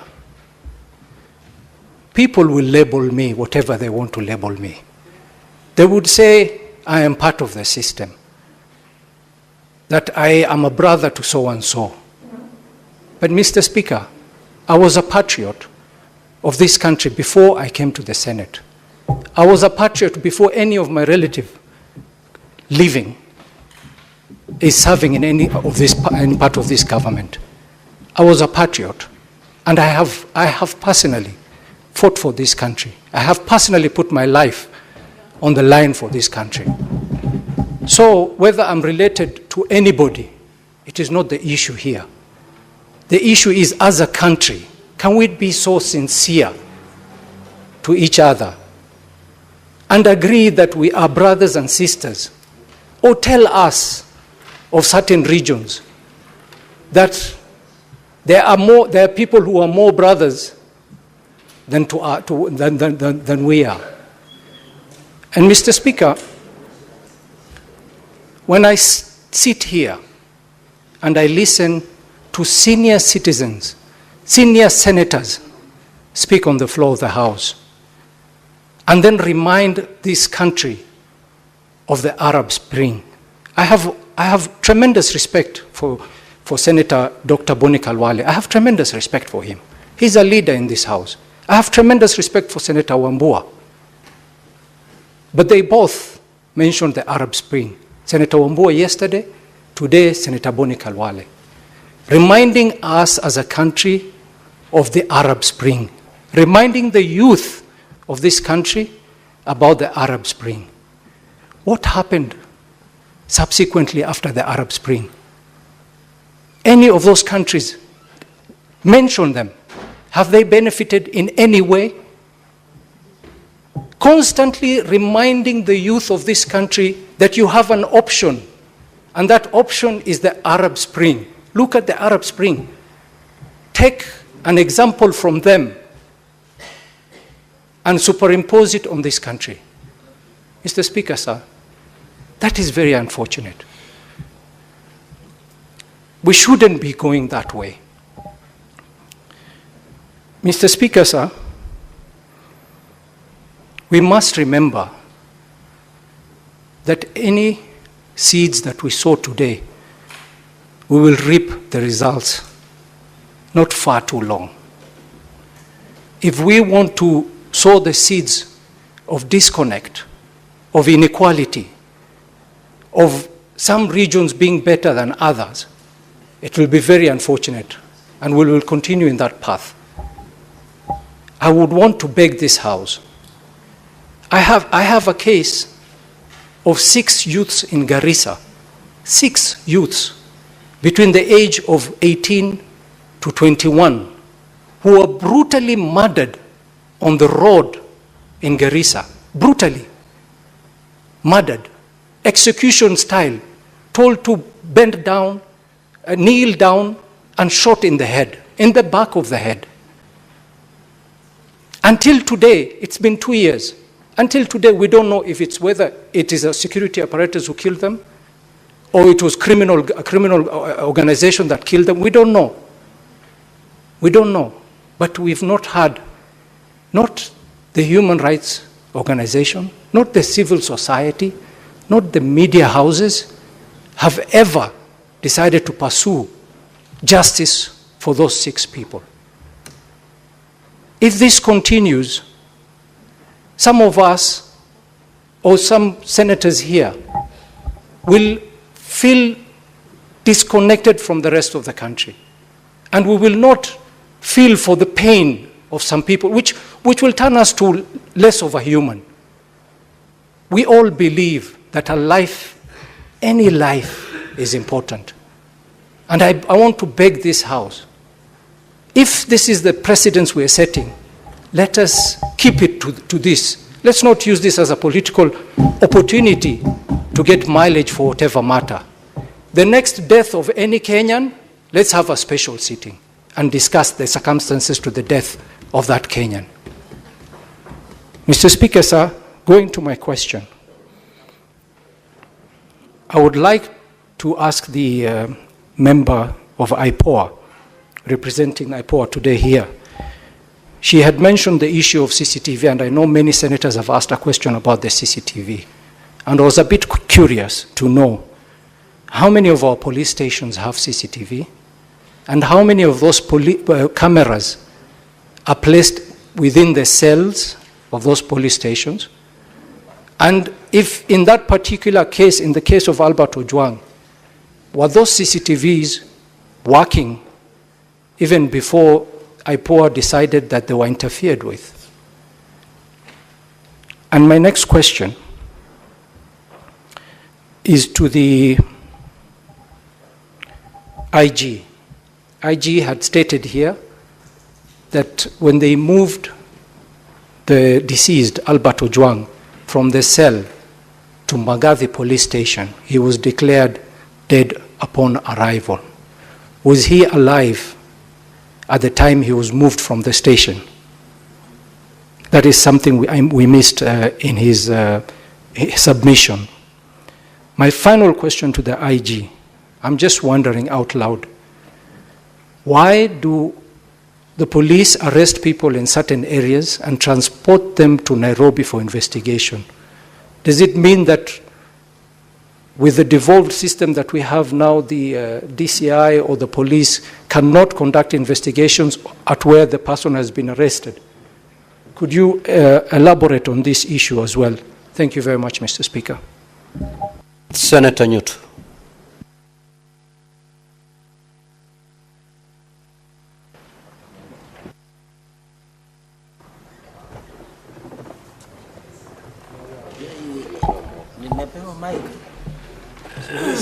Thank you, Mr. Speaker. I'll be very fast in my questions.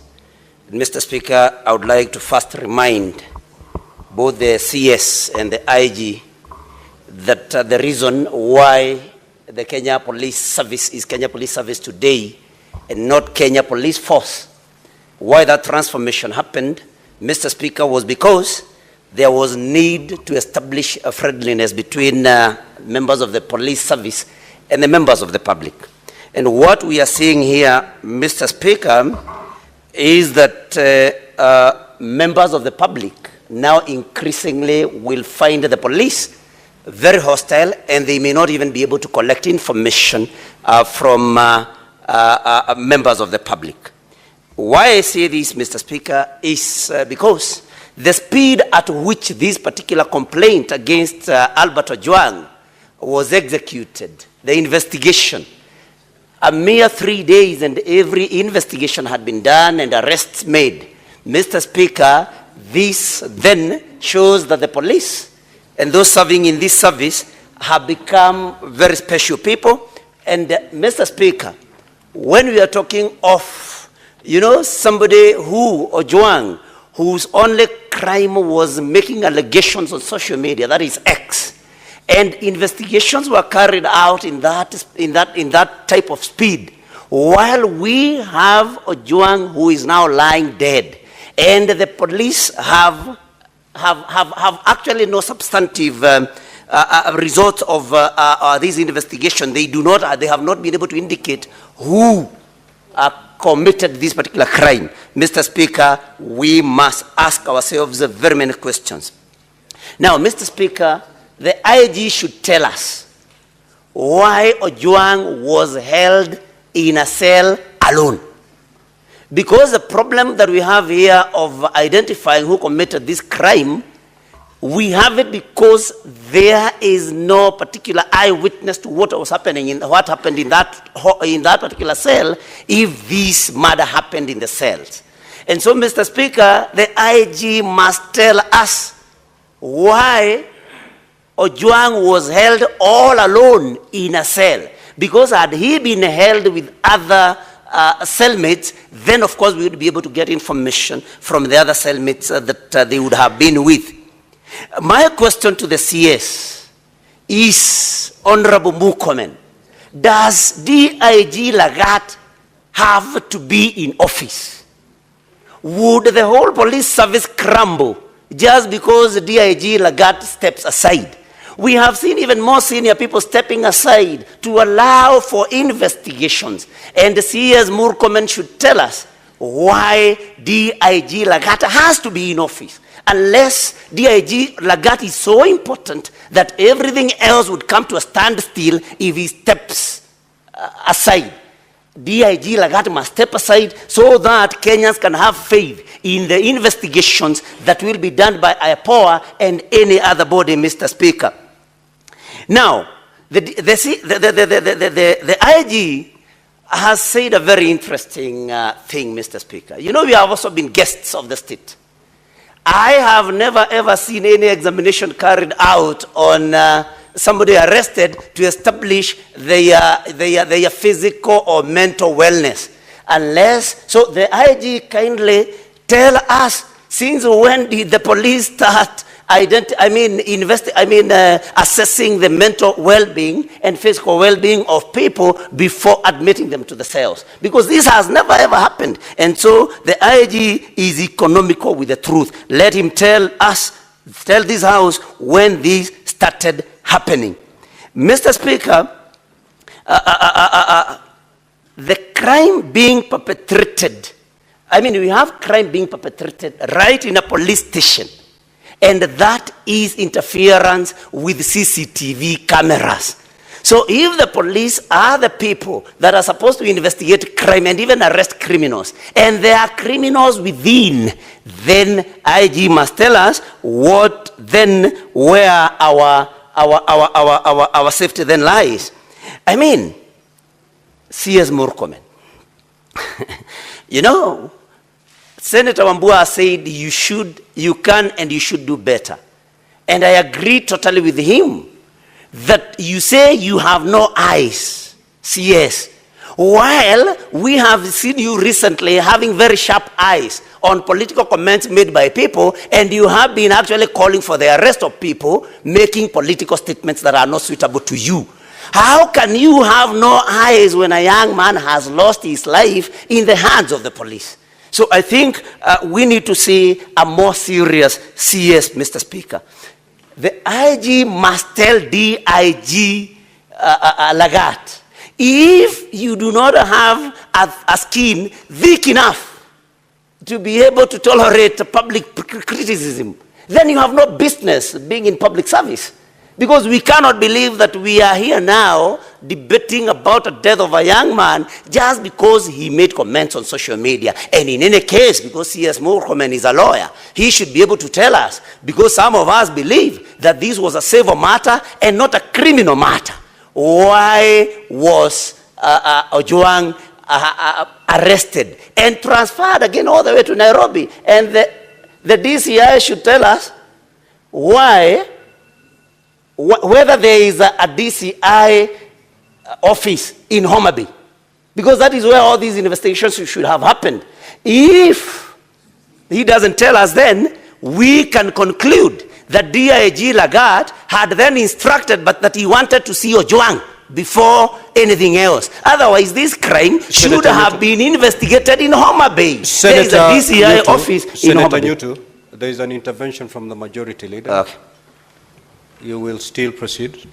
Speaker, just take a seat. Mr. Speaker, it is now 12:57, and I'm worried because we are running out of time before we can hear any single response from the parties that are before us. Will it be in order? Senator Fernandi, this is not a point of order.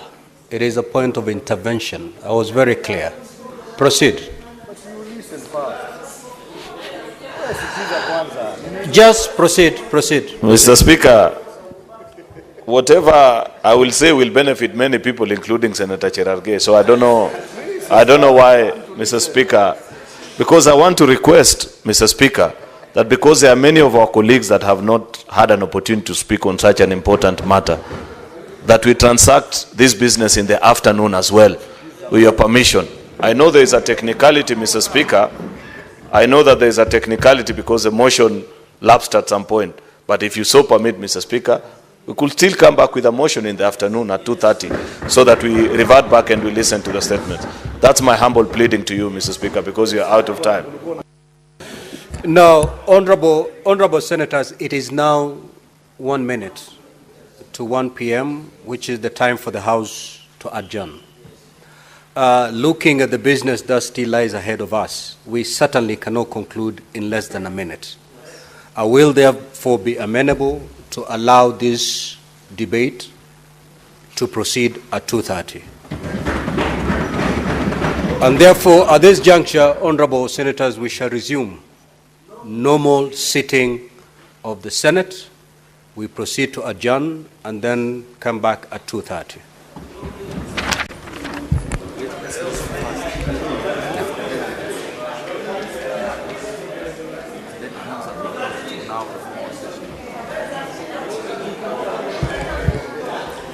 Now, honorable senators, we are now back to the normal session with all the standing orders in full force. Honorable senators, it is now 1 p.m., time to adjourn the Senate. The Senate therefore stands adjourned until later today, Wednesday the 11th of June 2025 at 2:30 p.m. I thank you.